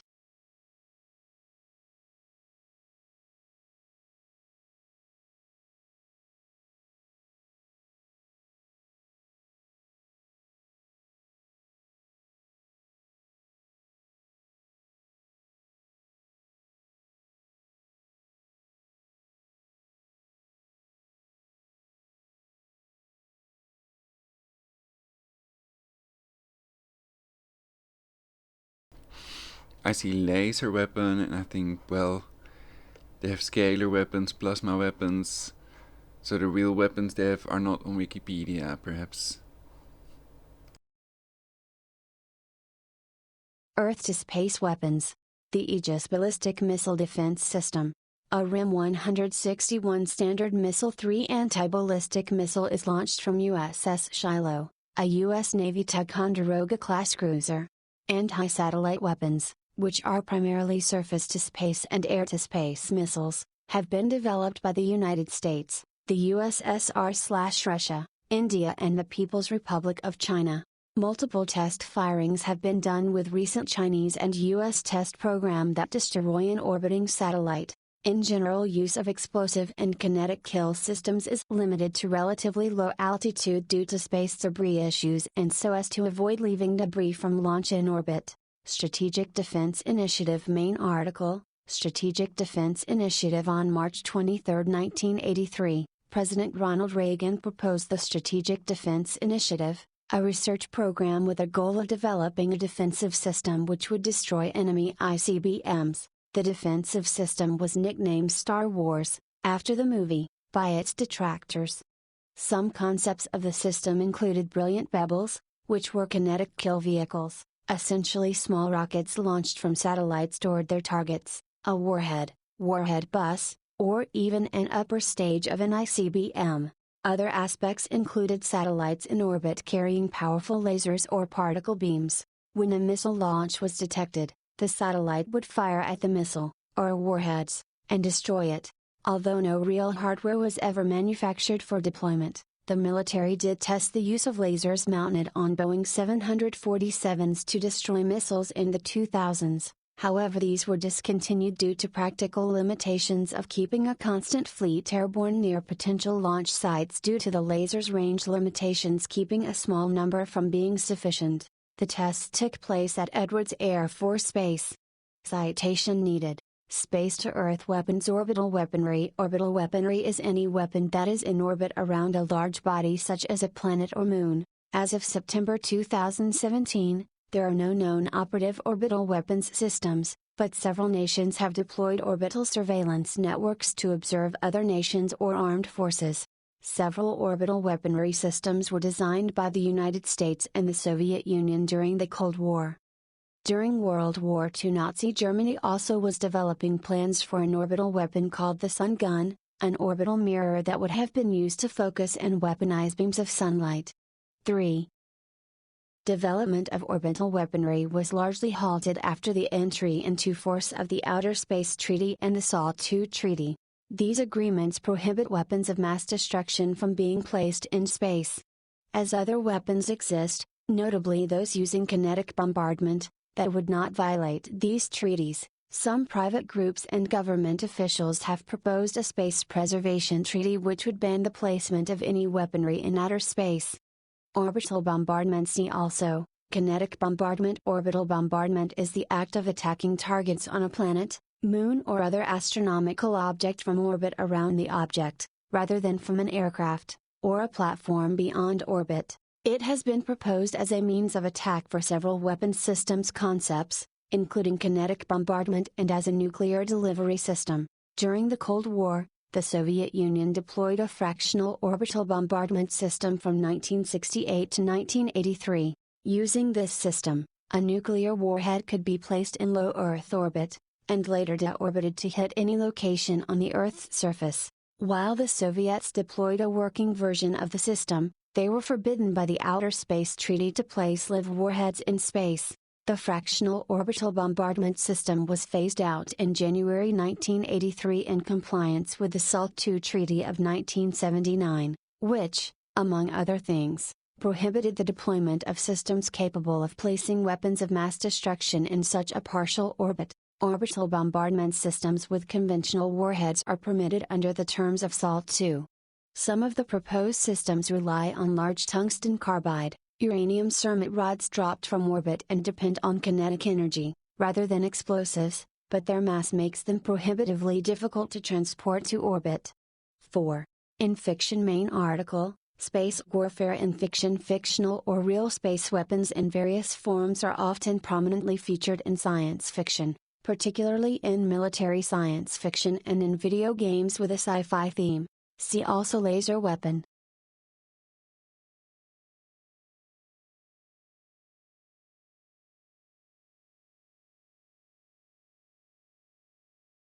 Basically, I did a broadcast about Tesla patents, the the scalar patents. HARP is a fake facility open every 6 years to the public. And there are very few people who know the truth about these top secret things: black projects, grey projects, and white projects. Operations, black ops, grey ops, and white ops. So that has to do with the amount of secrecy. Black ops are top secret, grey ops are partially overt, and white ops are completely overt. So black ops are covert operations.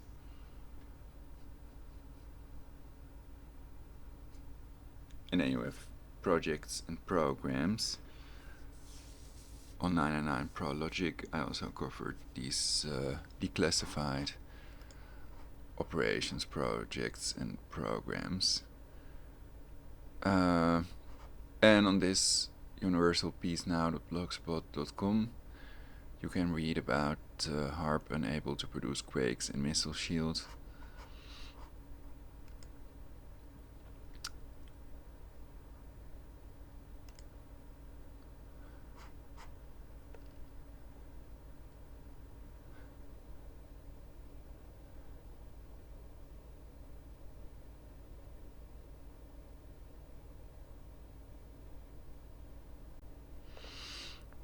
So, for as far as I've been able to determine, the Outer Space Treaty is still in full effect, and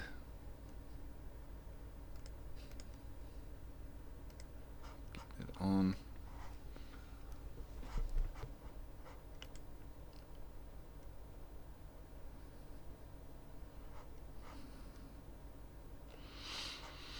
I also downloaded a picture of a Tesla plasma shield. It's the only thing that can protect us against scalar weapon attacks. This is from ptonline.aip.org.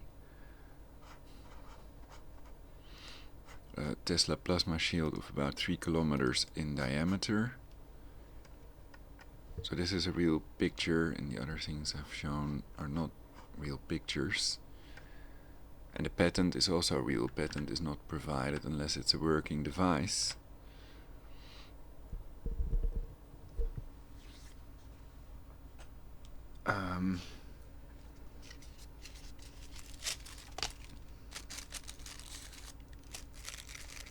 People can generate their own scalar waves. It's easy to make a coil and then use healing frequencies, so-called Dr. Rai frequencies, but they have to be checked.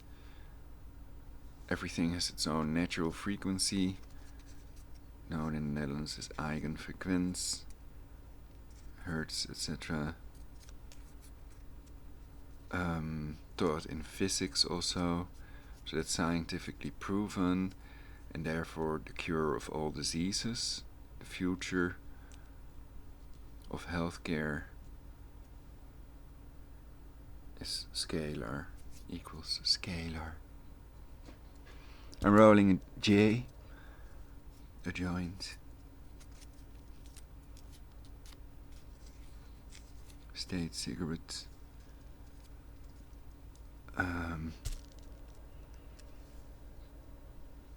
I don't know why they call it that anyway.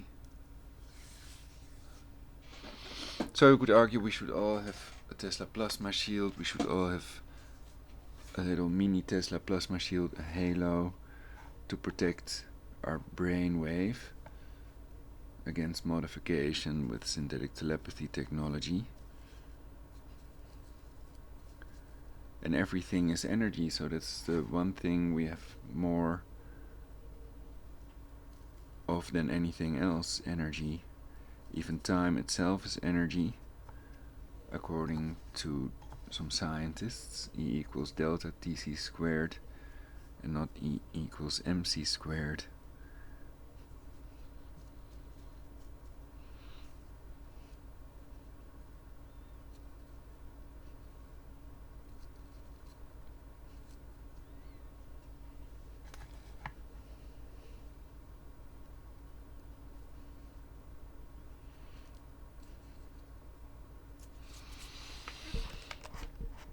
I want to Google something.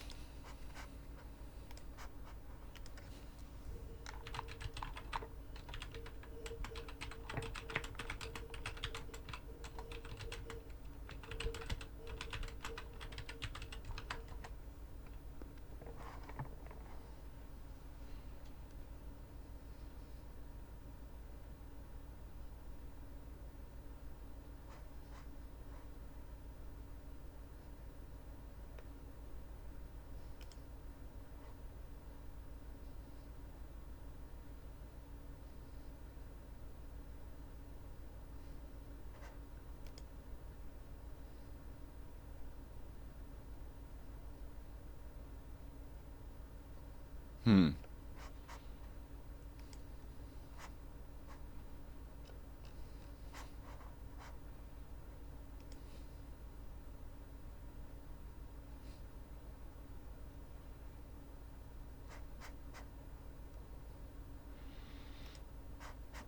Okay, so staying proactive means the opposite of being reactive.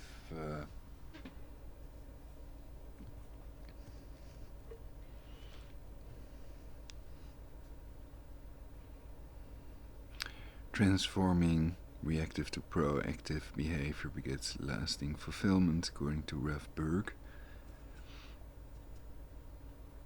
And I think he's right about it. It's true to a certain extent. The future is not set, there is no fate, but what we make for ourselves, from the Terminator movie. Because everything is energy, everything is possible.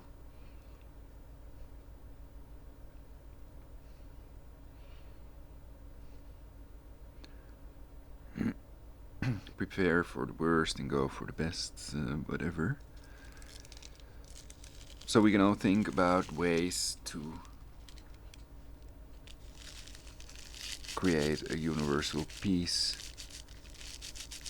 force rather than a military force that will kill fellow humans, or several splitting ourselves up in military forces, battling ourselves. I think that's the stupidest thing to do.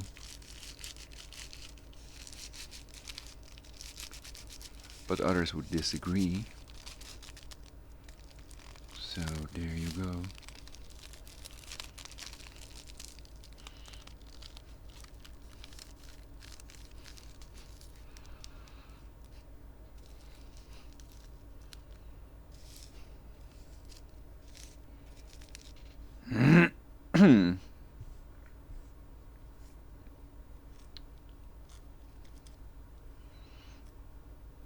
A world peace agreement would also be an idea, all countries of the world joining, so that any countries that try to invade another country are reprimanded by all the countries of planet Earth,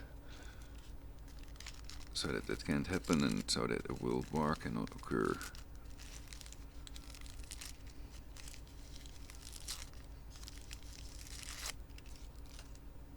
Is there anything wrong with this idea?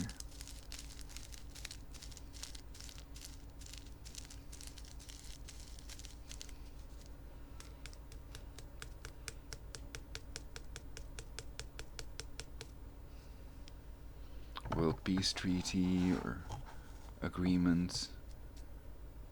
What other terms can one use? Perhaps there's a better word for it. So it's just an initial idea. And if people don't put the idea out there, then people can't do it. They can't get, if they don't get the idea, they can't do it, whatever it is.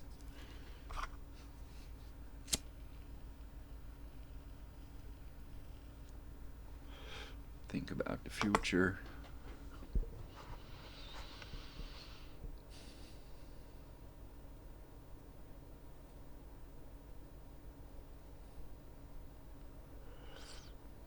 People are getting more control over reality because everything is energy.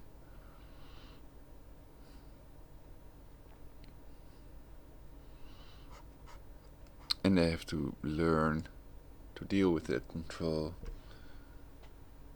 To use this new technology only for the betterment of humankind.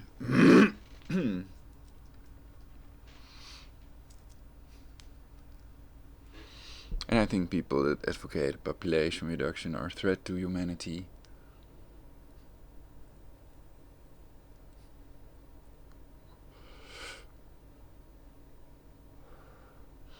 And that they should be prosecuted and arrested, especially if they're in the government. Because the government's job is to protect and serve the tax-paying citizens.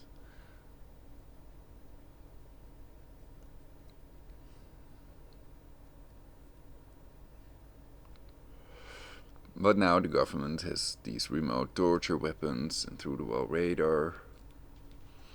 So they can remotely kill people with heart attacks and brain bleedings and then deny that they ever did or have such a thing. So a fair trial is impossible. And the government is not what it used to be. And they're just a group of people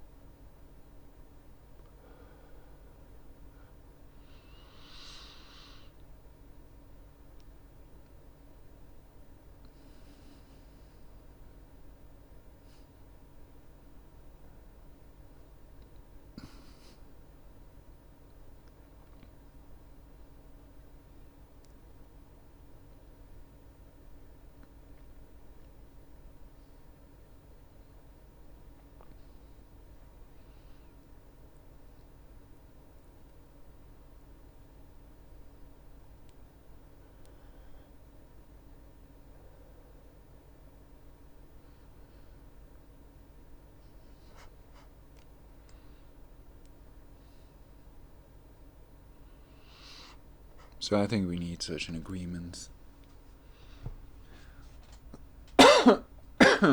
Humanity needs it. Perhaps now more than ever. There are already 60 to 70,000 troops in the Middle East.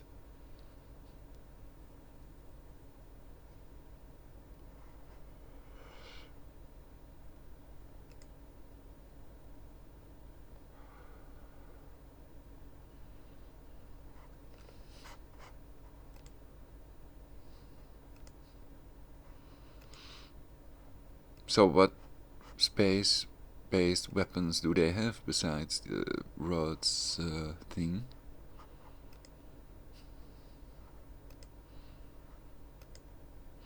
Basically, the scalar weapon, they have scalar radar, through-the-wall radar, FIPA, frequency-independent phased array antennas, and to remotely torture and kill people, and to send these voice-to-skull messages.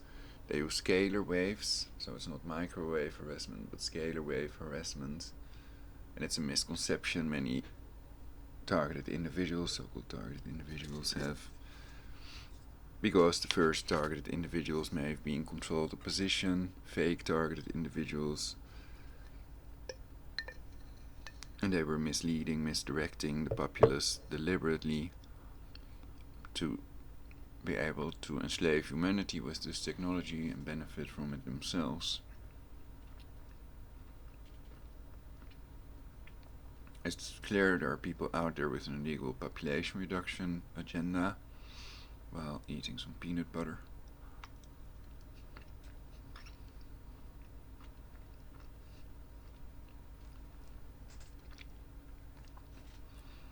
And shouldn't we halt everything until we know more about the Black Knight satellite? W2F is that? It looks kind of creepy. So the question is it creepy? Or is it defending us all against threats from outer space, etc.? Keeping our ozone layer strong and safe.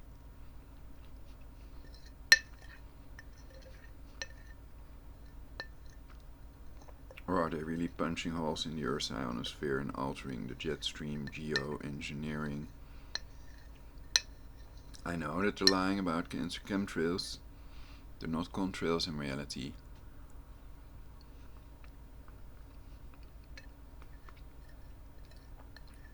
And that's easy to prove. Of course, you have the cloud seeding patents. People can collect rainwater to see the ingredients of cancer chemtrails. And supposedly they may experiment with Ebola under the guise of Ebola vaccines in chemtrails under the Open Sky Treaty. Correct me if I'm wrong. I hope that that's not true, basically. Anyway, immunize yourselves with colloidal silver. That's more important. Spread colloidal silver flyers at airports where people from infected countries land at airports. Spread these colloidal silver flyers. And also immunize yourselves. For $15 you can get a colloidal silver generator on eBay. That has silver, so then you only need aqua purificata destillata, the cleanest water you can get at is it pharmacy? In Dutch it's the apotheek, not the pharmacy, but the other one, where they sell medicine, so-called medicine, drugs, basically.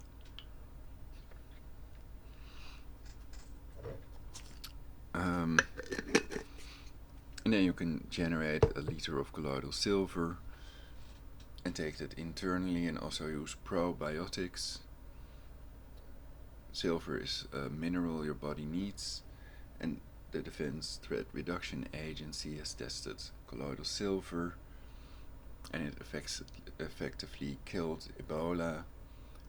And their study is also found on ulrichbchoffman.wix.com/Ebola or something like that. I've covered that in my previous broadcasts. Also did broadcasts about the new killer vaccine, Ervebo, to reduce the global population to 500 million. And I've explained why that cannot be effective and why vaccination must always remain voluntary. It may never be made mandatory, not even during a world war. So people can take cytokine preventive foods, cytokine storm preventive foods, if they're going to be injected at gunpoint. If they prepare with the radiological water filter and storable food, they can survive their possibly planned world war. And perhaps they just want permanent bases in Iran before they start their planned world war.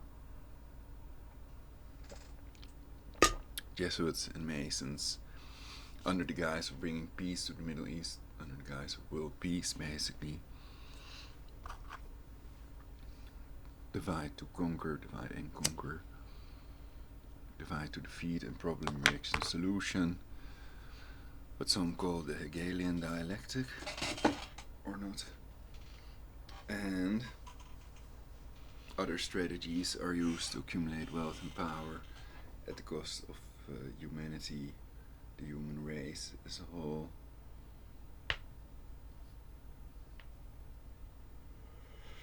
So the cloud seeding patents It's Project Cloverleaf that by itself already proves to a certain extent that chemtrails are not contrails, they're not condensation vapors.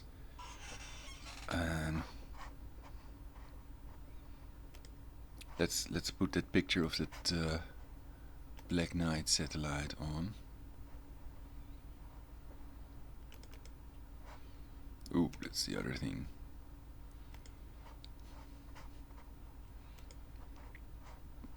Is it a US satellite or is it unknown? Where was the other picture?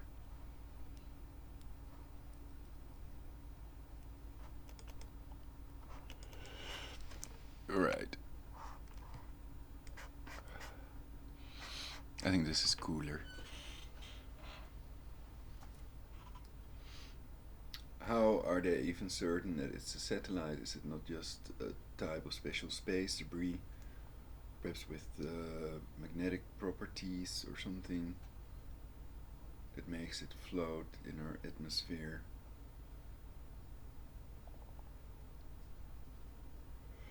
It has to have that, otherwise it would crash into Earth or fly into space. So it has to be steered somehow, in theory. This is some guy, some person in his Vimana from before the Middle Ages. Perhaps he got a gift from aliens or whatever.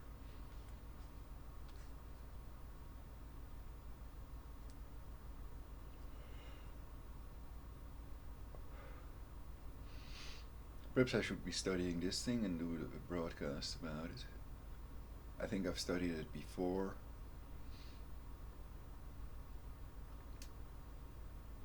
And of course we can speculate about its function, its purpose, and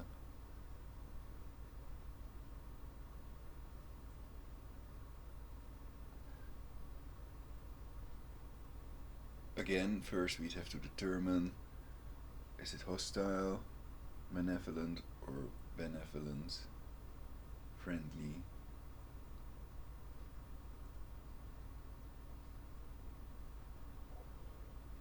To humanity in the first place, of course. We're all the human race, our common enemy is death. And if we don't realize it on time, perhaps these mutually assured destruction, doomsday weapons of mass destruction will eradicate us all. So I think Kennedy was right about a lot of things.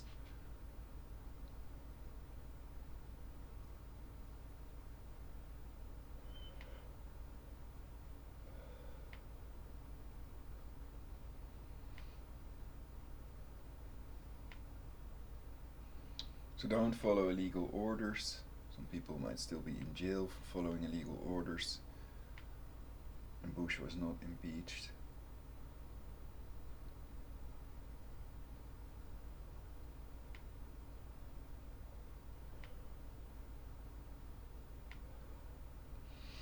So it can be a piece of space debris just floating around there.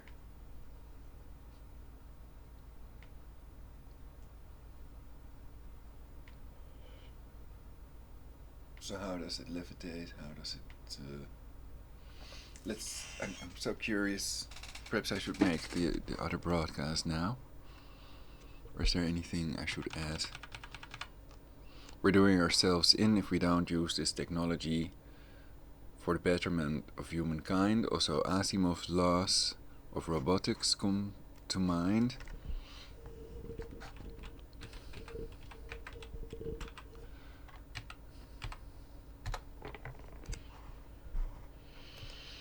Three laws of robotics. A robot must not injure a human being or through inaction allow a human being to come to harm.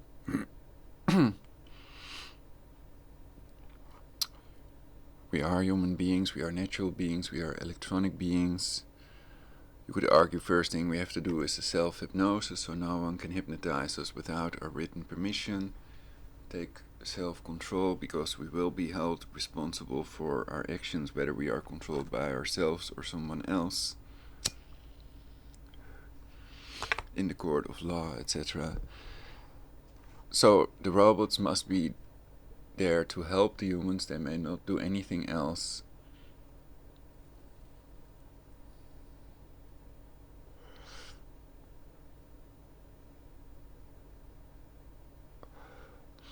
So that's why you could argue the Talon robot army should already be made into plowshares, the Project Swords they call it.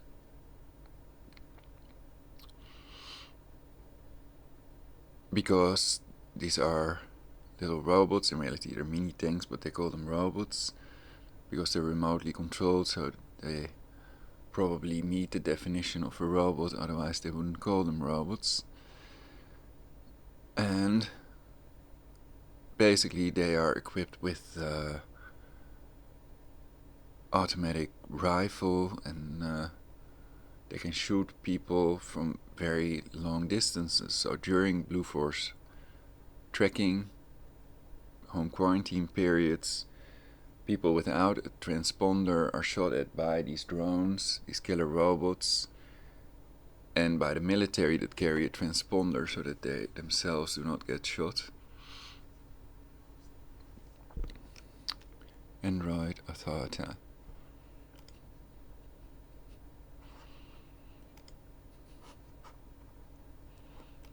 Okay, let's make it big. Yeah.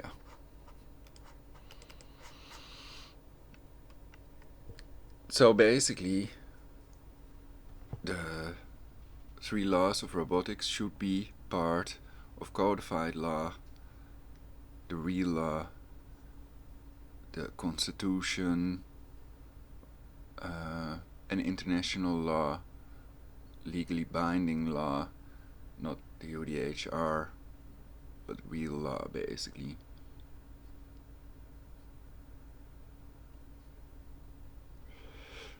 And many laws of the UDHR are also found in constitutions of countries, so then they are legally binding. The UDHR is not, but often judges use it anyway.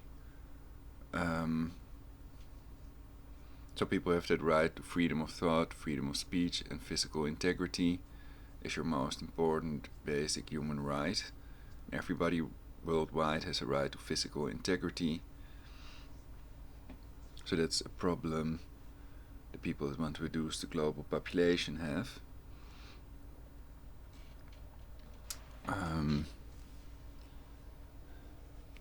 So you could argue, beat thy Project Swords into plowshares, destroy these Talon robots that can only kill and harm fellow human beings because they're in violation of these 3 laws of robotics.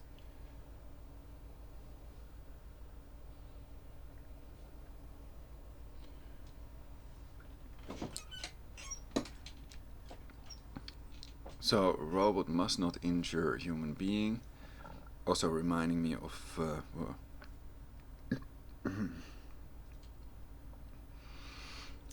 the oath of Hippocrates, first do no harm.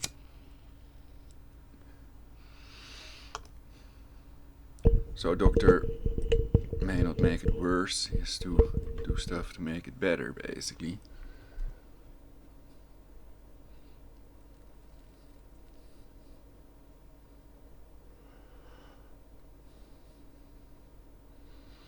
So the robot should also prevent humans from coming to harm. So it should sacrifice itself if necessary, catch a bullet or do other things to save the human, and be programmed to do so. A robot must obey the orders given it by human beings except where such orders would conflict with the first law.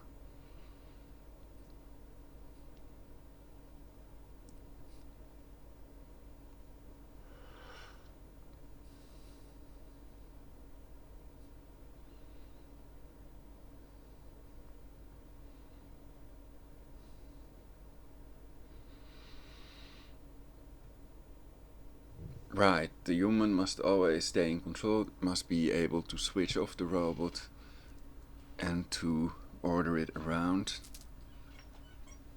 to do what it wants, except if that would violate basic laws, especially people's most important right to physical integrity.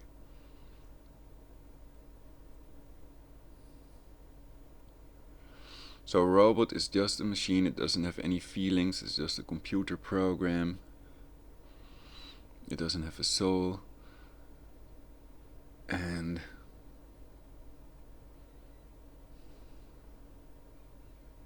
therefore it does not have the basic human rights that we have. But people have usually paid a lot of money for the robot, so they will protect it anyway. A robot must protect its own existence as long as such protection does not conflict with the first or second laws.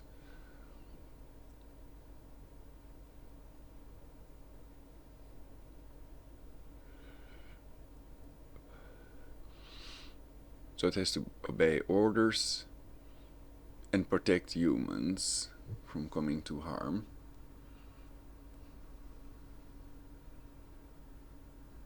And protect its own existence. But the first and second law override that basically.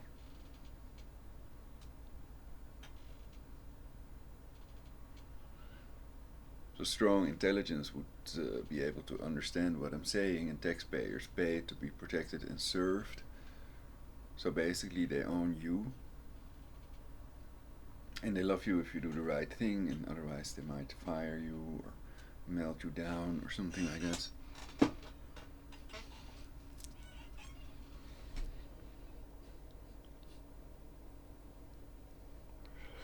Switch you off. Probably you wouldn't even notice it, so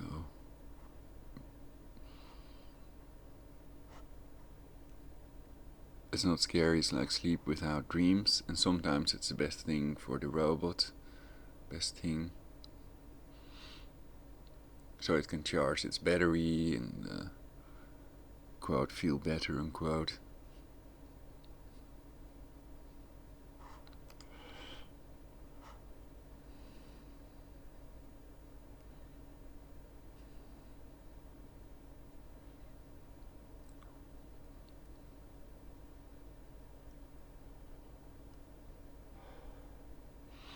What are we reading here?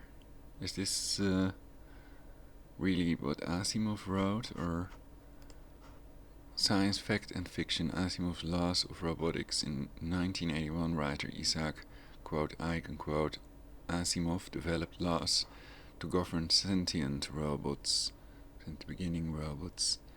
Those laws remain at the forefront of robotic theory.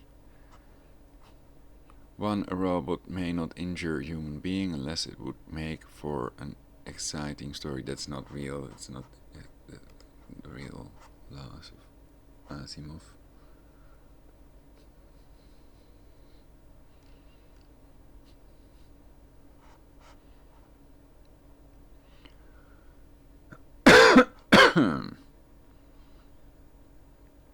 If only human beings followed the same laws.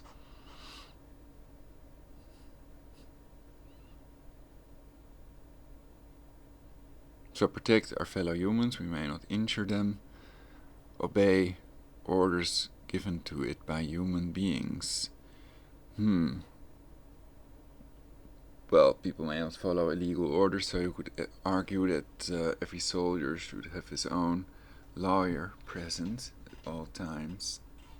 And that would create tremendous amounts of jobs, 60,000 troops in the Middle East already. Pretty expensive already. So will Trump bring the troops home alive? I've talked about Russia's nuclear torpedo that creates 90-meter high tsunami, formerly tidal waves, and Mach 27 times the speed of sound flying missiles. And the fact that Russia has more nuclear weapons than the US does, according to CPRI.org, SIPRY. SRPRI, I mean. Laws of robotics, let's see that first thing. Possible ordering, don't harm humans, obey orders, protect yourself. One should be don't harm humans and protect humans, so save lives, if possible. And two, obey orders. And some people would want obey orders to be number one, and the robot to protect them and not others, etc. And they have written its program, so if there are no good laws governing this, you can guess what happens. We've already seen a drone attack of a consumer drone on a stage, etc. Somebody on a stage.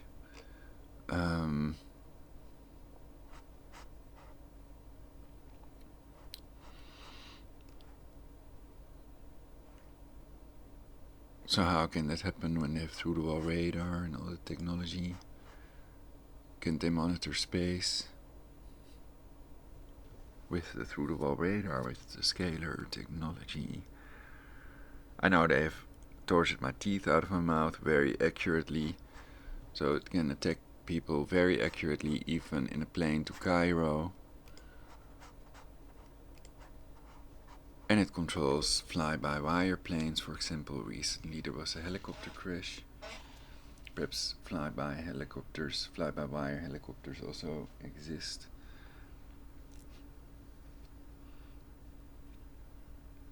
And they're also thinking about these cars, cars, self-driving, cars.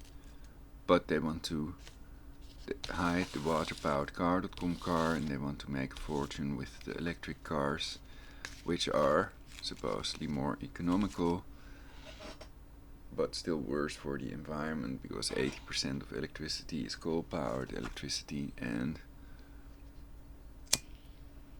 they have to replace that battery.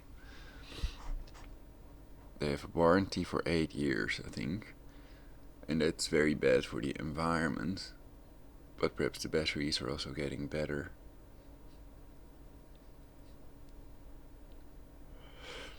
And perhaps one day we'll have a little thorium reactor in our cancer-causing thorium reactor car.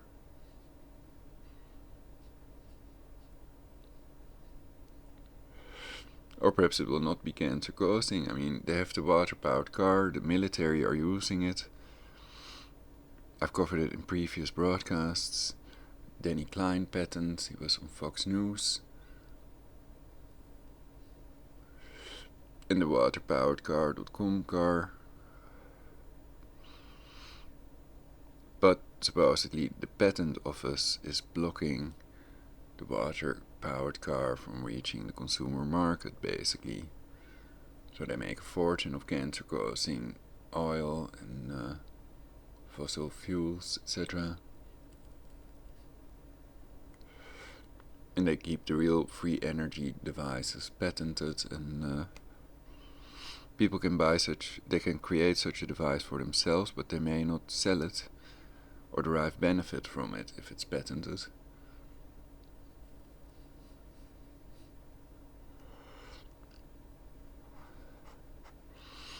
And the army is is driving that Hummer, basically. It's a hybrid, though they also have a fully water-powered version.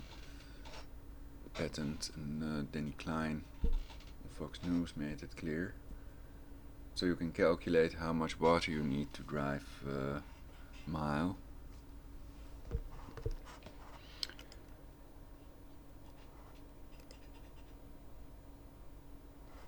But this is quite theoretical. I'm not doing a broadcast about this subject now, so I'm just speaking from the top of my head, and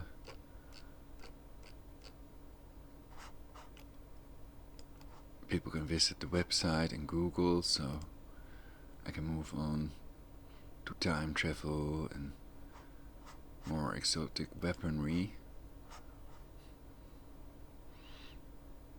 Supposedly, the strongest, most powerful weapon is a camouflaged FIPA array in Poker Flat, Alaska, not HARP. HARP is supposedly a fake facility open every 6 years to the public.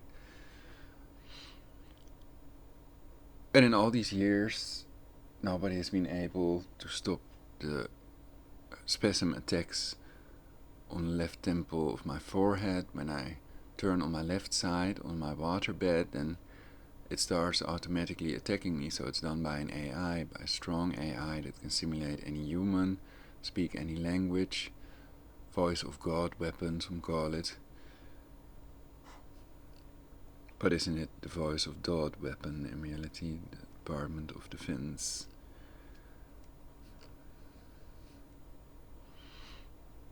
Looking at high altitude defense suppression burst, decoys, warhead, gamma rays, debris, scattering and absorption.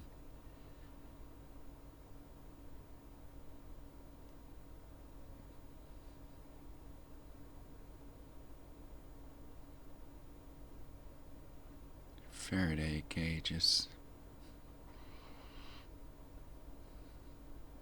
So cage of Faraday cannot block scalar waves either, only a Tesla plasma shield can. So the dental torture weapon that they used to torture my teeth out of my mouth,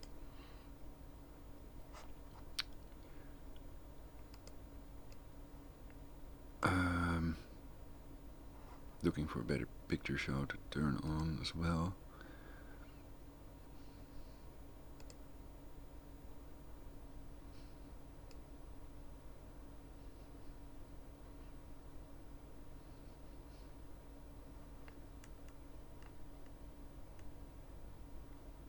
I'll just use this one.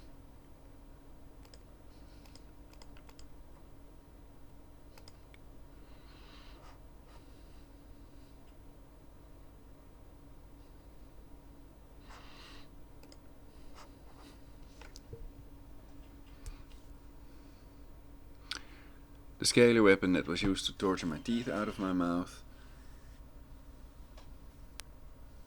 is very probably located in Alaska. I was able to determine the direction, not very accurately, because the dental torture, it's an electromagnetic field, the dental torture field radiation was partially deflected by my grounded Van de Graaff generator. So that way I was able to determine the direction to a certain extent. And the point was that the scalar waves penetrate all materials known to man, and some scalar waves travel faster than the speed of light, so they'd use Tesla's radiant energy, scalar technology, and not cancer cell phone radiation, microwaves. So I'm against the rollout of 5G. Destroy 5G, not people, is my motto.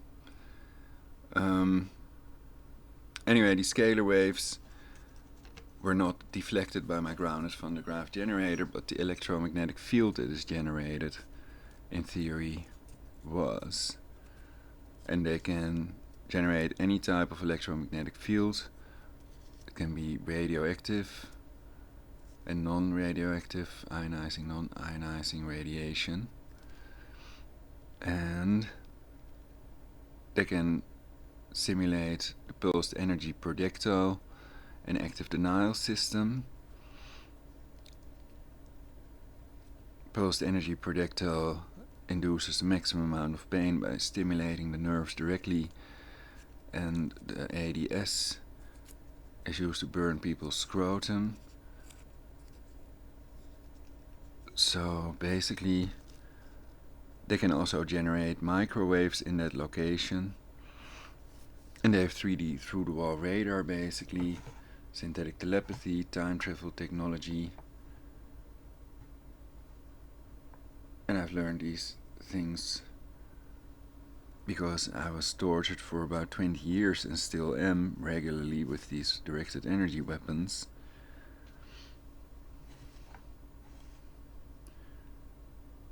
So I think the people that want to reduce the global population also have their influence on them. Perhaps they bought a piece of NSA, CIA, etc. And some argue they are banksters. They're not normal bankers, but Bilderberg members, etc. Bilder banksters.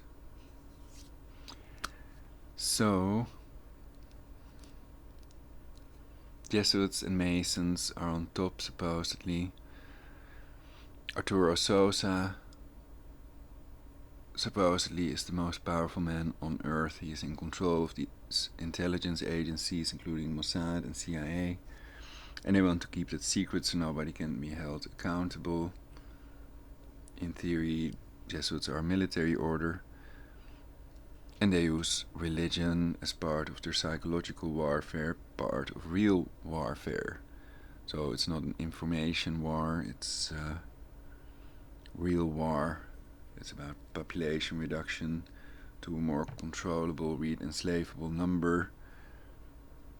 And the fact that I've attempted to press charges against people with book quotes that prove beyond any reasonable doubt they advocate population reduction, some to 500 million. It's about depleted uranium babies, acute flaccid paralysis children, and Ebola victims. Ebola is also very painful, bleeding from their eyes, etc.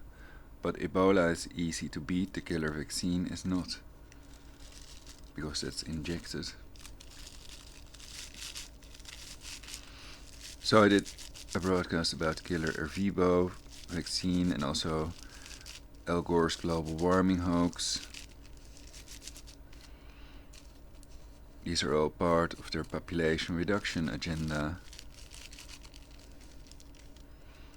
which is the opposite of what I advocate.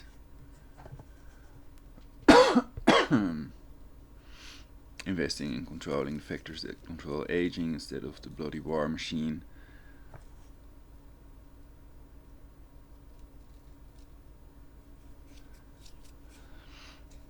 So money is a tool to create the future we want. The AI, the robots we want, the undrainable battery.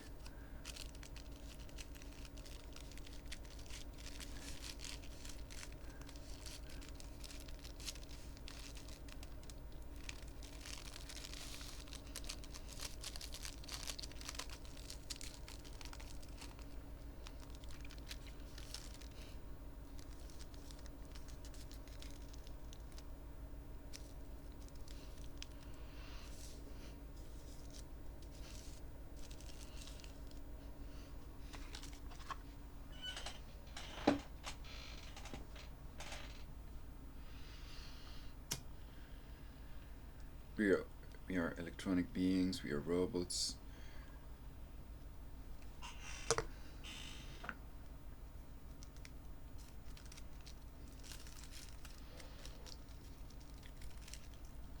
So, are there space-based weapons beyond that horizon?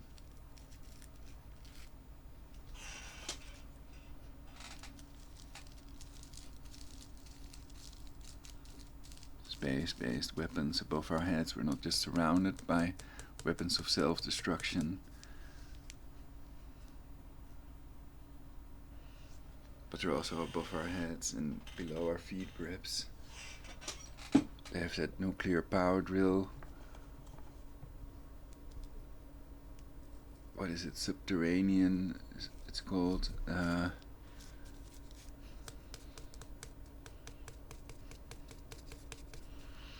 So they have underground cities, seed bank in Norway. And how do we know that the story of Noah is not yet still to occur? That it already occurred? When dinosaurs supposedly died from volcanic eruptions.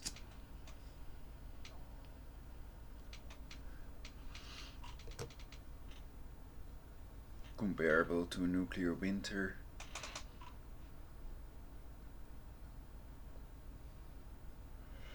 The sun blocked by the ashes, etc., and that killed the dinosaurs. Could that also annihilate humanity, how cold would it be? Colder than the next ice age, the 7-year nuclear winter.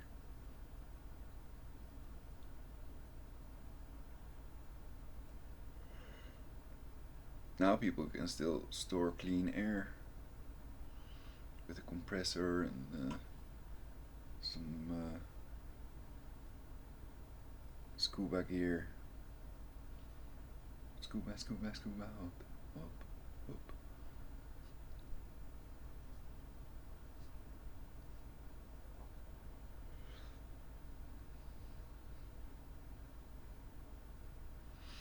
Safety first, I always say.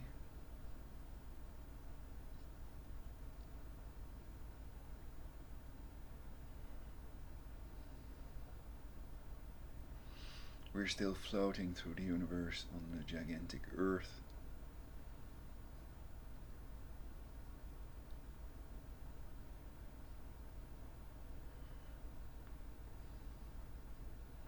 And everything is energy. We are free, you're free.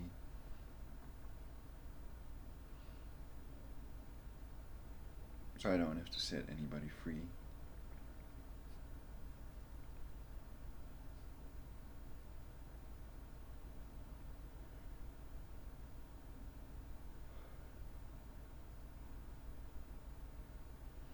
Internal computers, T4 nanobots, programming, synthetic telepathy. So never say you hear voices, then they electroshock you to death. Shrinks are the body snatchers of the pedo elite. The pedovore elite. Excusez-moi.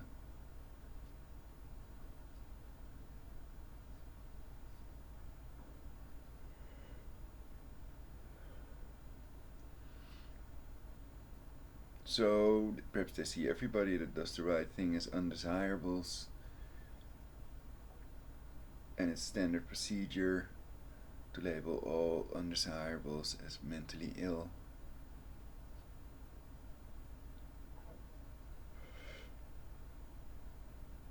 So perhaps if you have a psychoanalyst, he would do his job, but a psychiatrist uses chemical cancer-causing prescription drugs and even methods such as electroshock.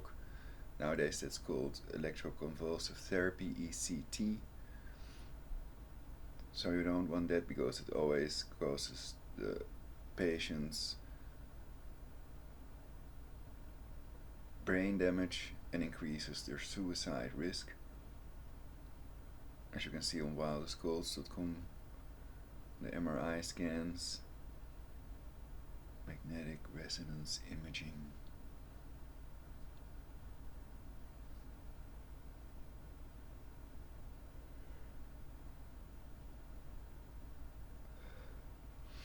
So otherwise these psychiatrists would scan if these voices are injected with the scalar technology, if it's synthetic telepathy,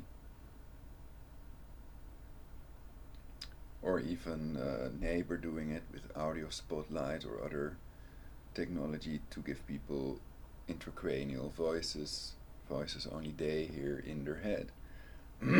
So in theory everybody hears them, but everybody denies it because they don't want to be labeled as insane, mentally ill, paranoid, schizophrenic,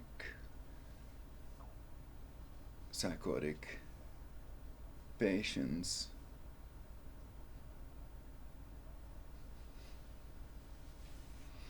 So you're not psychotic, the voice of God weapon is real, the government is criminal, super criminal, and remember to mistrust authority because some people were killed for questioning authority.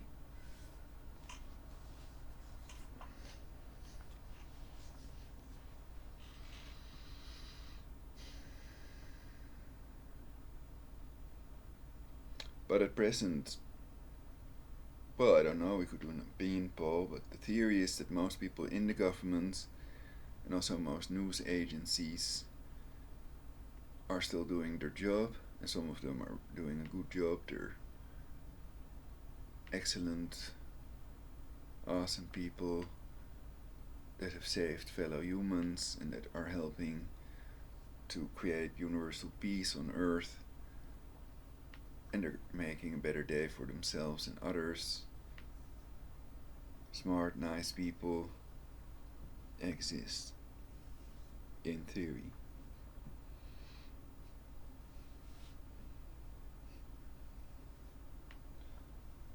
So how to bring out more goodness? I think most of us are good people. Most humans are good. They're not murderers. They're quite civilized.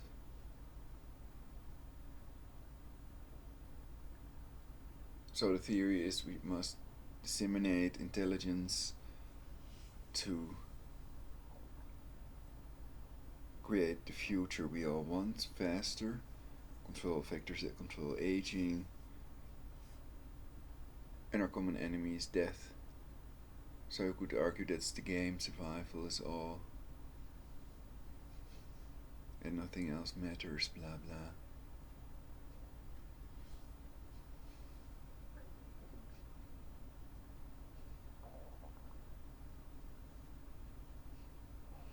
And I'm a conspiracy factist, I'm not making up anything. I try to be 100% truthful and accurate. Of course, I have to use the internet. And you could argue we cannot believe anything we see or read. It can all be CGI and fake.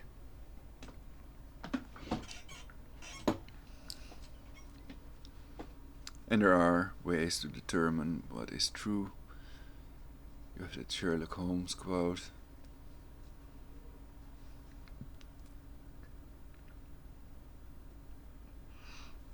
Ruling out the impossible. Trust no one, nothing is what it seems, to get some truth. Reproducible studies, for example, the test people can do at home.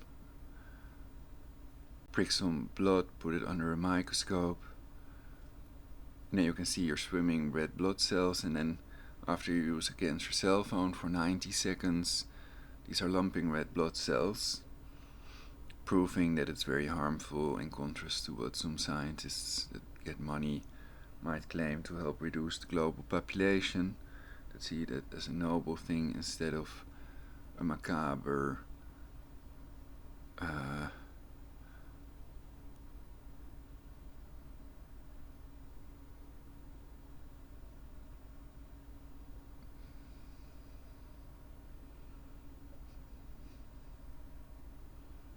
manifestation of death or whatever.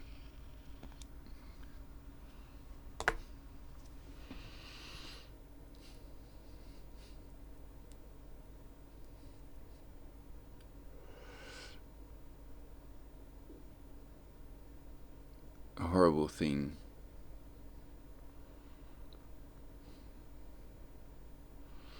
So I think it's right to program ourselves to want to help save our fellow humans, save babies, and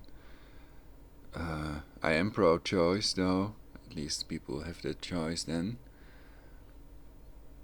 And of course for a certain age, you can determine from a certain age the baby becomes a human with all basic human rights, including the right to physical integrity.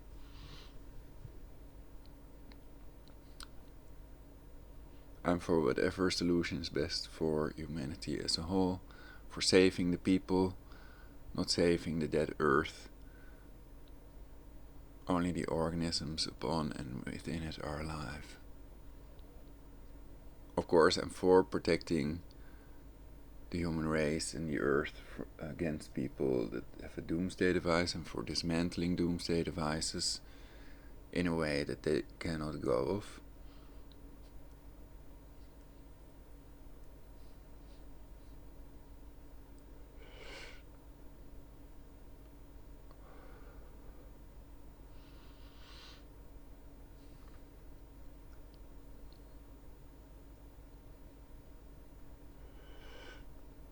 and preventing such devices from being built, building in safety so that it can't happen, basically.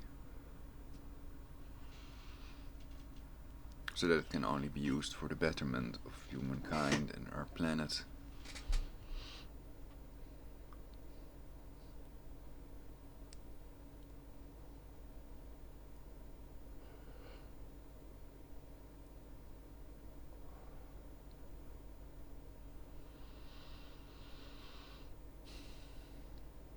The water is also moving water.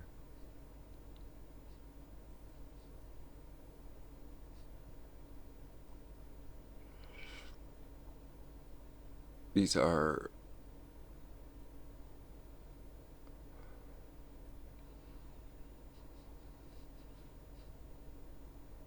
cinemagraphs.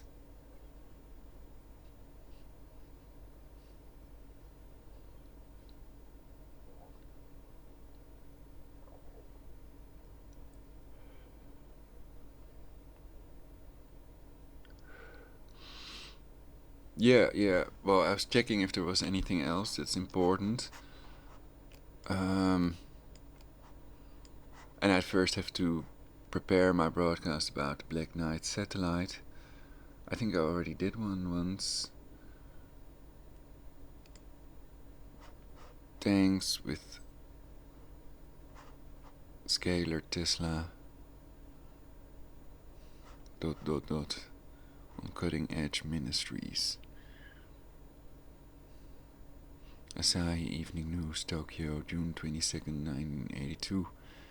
Multiple tests seen per month for years. Pilots simply ceased reporting them. Typical shield test, northern route to Japan seen by passing airliner.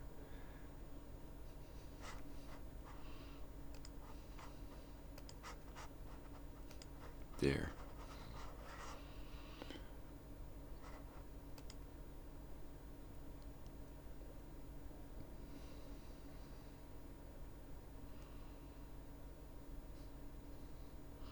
So the thing is that the Tesla plasma shield can be generated anywhere. The HARP patent of Dr. Bernard Easland, also covered by me, also makes it clear.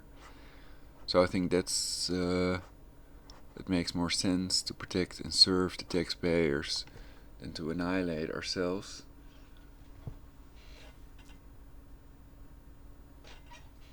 And people that don't see it that way are no danger unless they have the technology and the know-how to annihilate us all.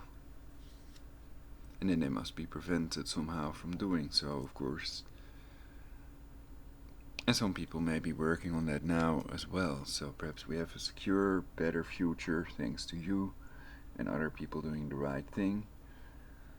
So thank you very much. Again, may you live to see the dawn.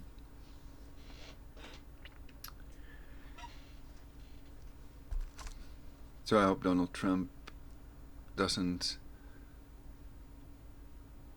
disproportionately punish anyone to prevent escalation into a world war. And is there anything wrong with bringing the troops home alive today?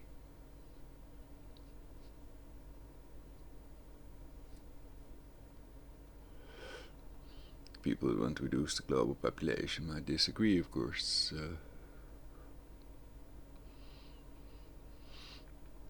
What can an army, soldiers, do to protect the civilians in these countries?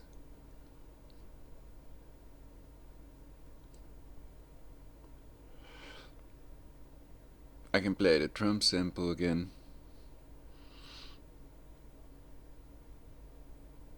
So I'm quite negative about certain matters, positive about others.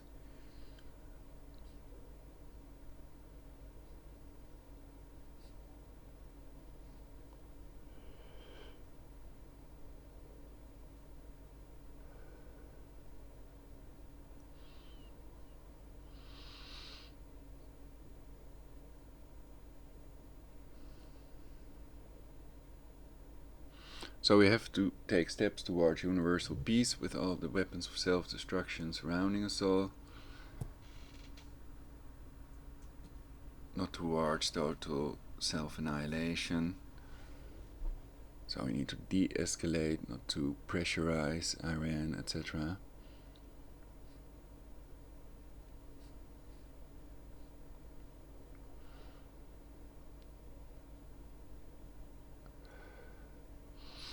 A ceasefire,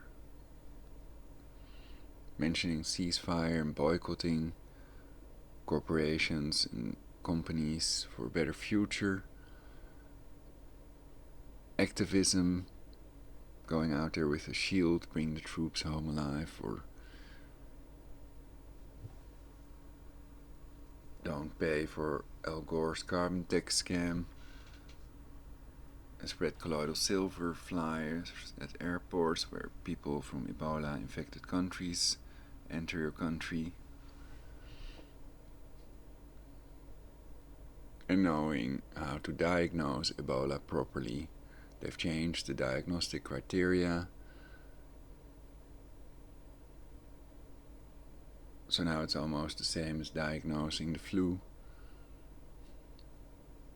So perhaps the previous criteria were better. There are people that want to reduce the global population with directed energy weapons, so trust no one, nothing is what it seems.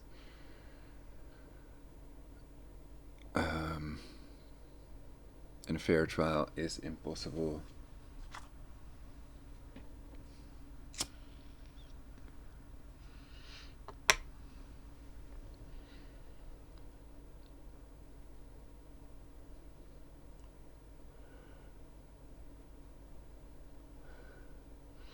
One idea is that they could have the scalar radar on with a screen that everybody can see, so that we can see that the judge's brainwave and other people's brainwaves are not modified with the scalar technology.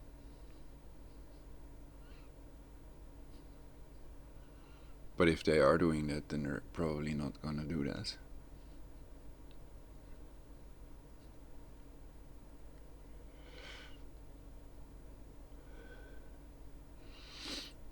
But okay, think about the question then, if we're creating a negative dystopian hellhole, or if we are creating a non-fictional utopia in which maximum fulfillment is bestowed upon ourselves and our fellow humans. We have to have certain rules, like driving on the right side of the road to get from A to B faster. So denying the existence of rules is not going to help anyone.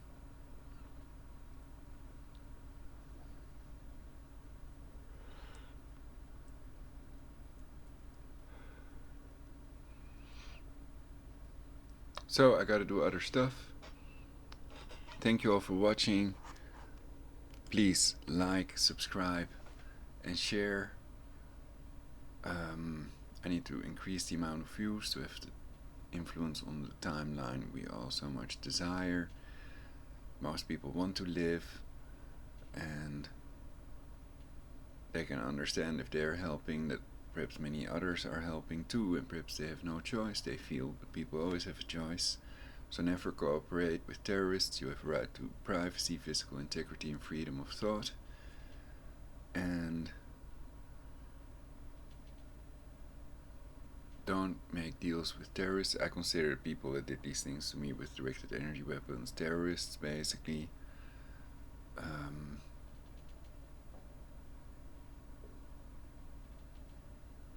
But more about it in my previous broadcasts, about their population reduction agenda, about the patents, the scalar technology, about the carbon tax scam as well. These three things that we have to prevent. And everybody can think for themselves about these things. We don't have to think about them. But if we want to survive, perhaps we do have to think about them, and also be prepared with radiological water filter, storable food, and colloidal silver, and probiotics. I need to take more probiotics to replace the good bacteria in my gut that are killed by the colloidal silver, but it's still a mineral that your body needs. Unlike chemical, the cancer causing prescription drugs, which are to be avoided. Avoid all chemicals. Get an air cleaner with an ionizer and a normal tap water filter as well. So we can boycott Starbucks that is not using filtered tap water in its products. Boycott McDonald's if they're still cutting rainforests. Boycott Nike if they're still maintaining child labor camps. And especially boycott all Monsanto companies. If you want to stay healthy, don't eat Gentech food, Franken Foods. Prince Charles has also warned for genetic Armageddon that could occur. So especially avoid GMO pork, etc. and avoid GMO soy, cotton, canola, etc. Animal products have to be bio-organic eco, and it's healthiest to be vegan as long as you take enough vitamin B12 and eat a balanced diet, because animal protein, especially animal fat, increase people's cancer risk. And there's a documentary on Vimeo called What the Health. Not what the hell, but What the Health. And that's a pretty good documentary as well. Worth watching. Carbon Tech Scam on Clear Energy Alliance YouTube channel is also awesome. Very good quality videos, good channel to save humanity from these people that want to reduce the global population. It clearly is misdirection, pretending we have to save the planet rather than the people up on it. And I've shown the Twitter remark of Donald Trump. Ice storms were rolling in or something, and he claimed global warming is a very expensive hoax. And I think he's right about that, but I cannot support investing $1 trillion in revising the US's nuclear arsenal.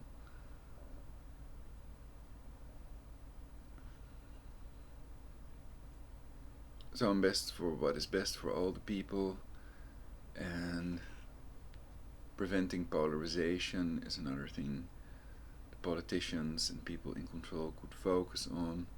I think it's not in their own benefit that the people also have new technology that they didn't have a couple of decades ago, and that there is techno evolution going on for sure.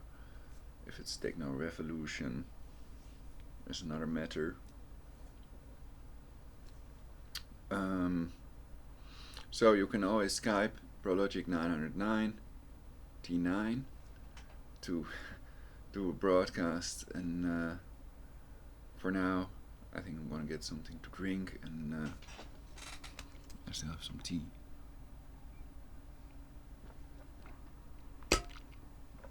Green tea with chamomile, honey, and some vanilla. Natural vanilla.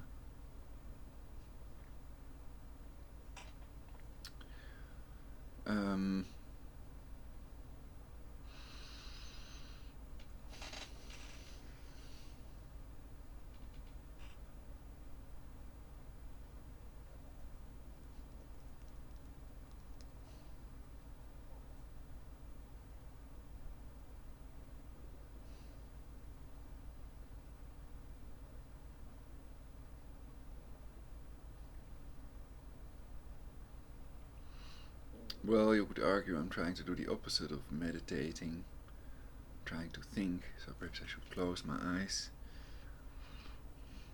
What is most important, our lives.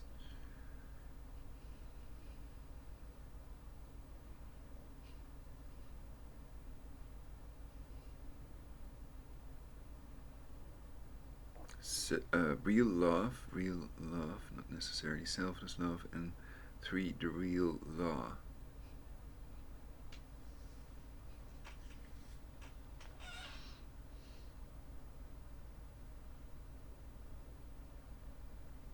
So with the new technology, we'll have I've covered it recently also. We have to do less things to stay alive, and life will become better. But we do have to get enough movement. Many people are clustered behind their screens all day. Or is this just reflection?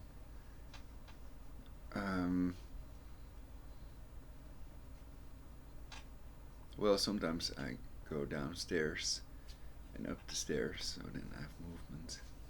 Even cycling. Okay, the level is going down, so I'm going to end this broadcast now. Already said some good things. I think my other previous broadcasts on this channel are awesome, so check them out. Thank you all for your likes, subscribes, and especially shares on the timeline for a better future of your social media websites. It's easy, only click the button and make a better future for yourselves and others. I'm totally for it. I hope you all become eternal, except for people that want to annihilate humanity, that have murdered more than 2 people already. I hope they die, but innocent till proven guilty. One who knows of evidence must testify.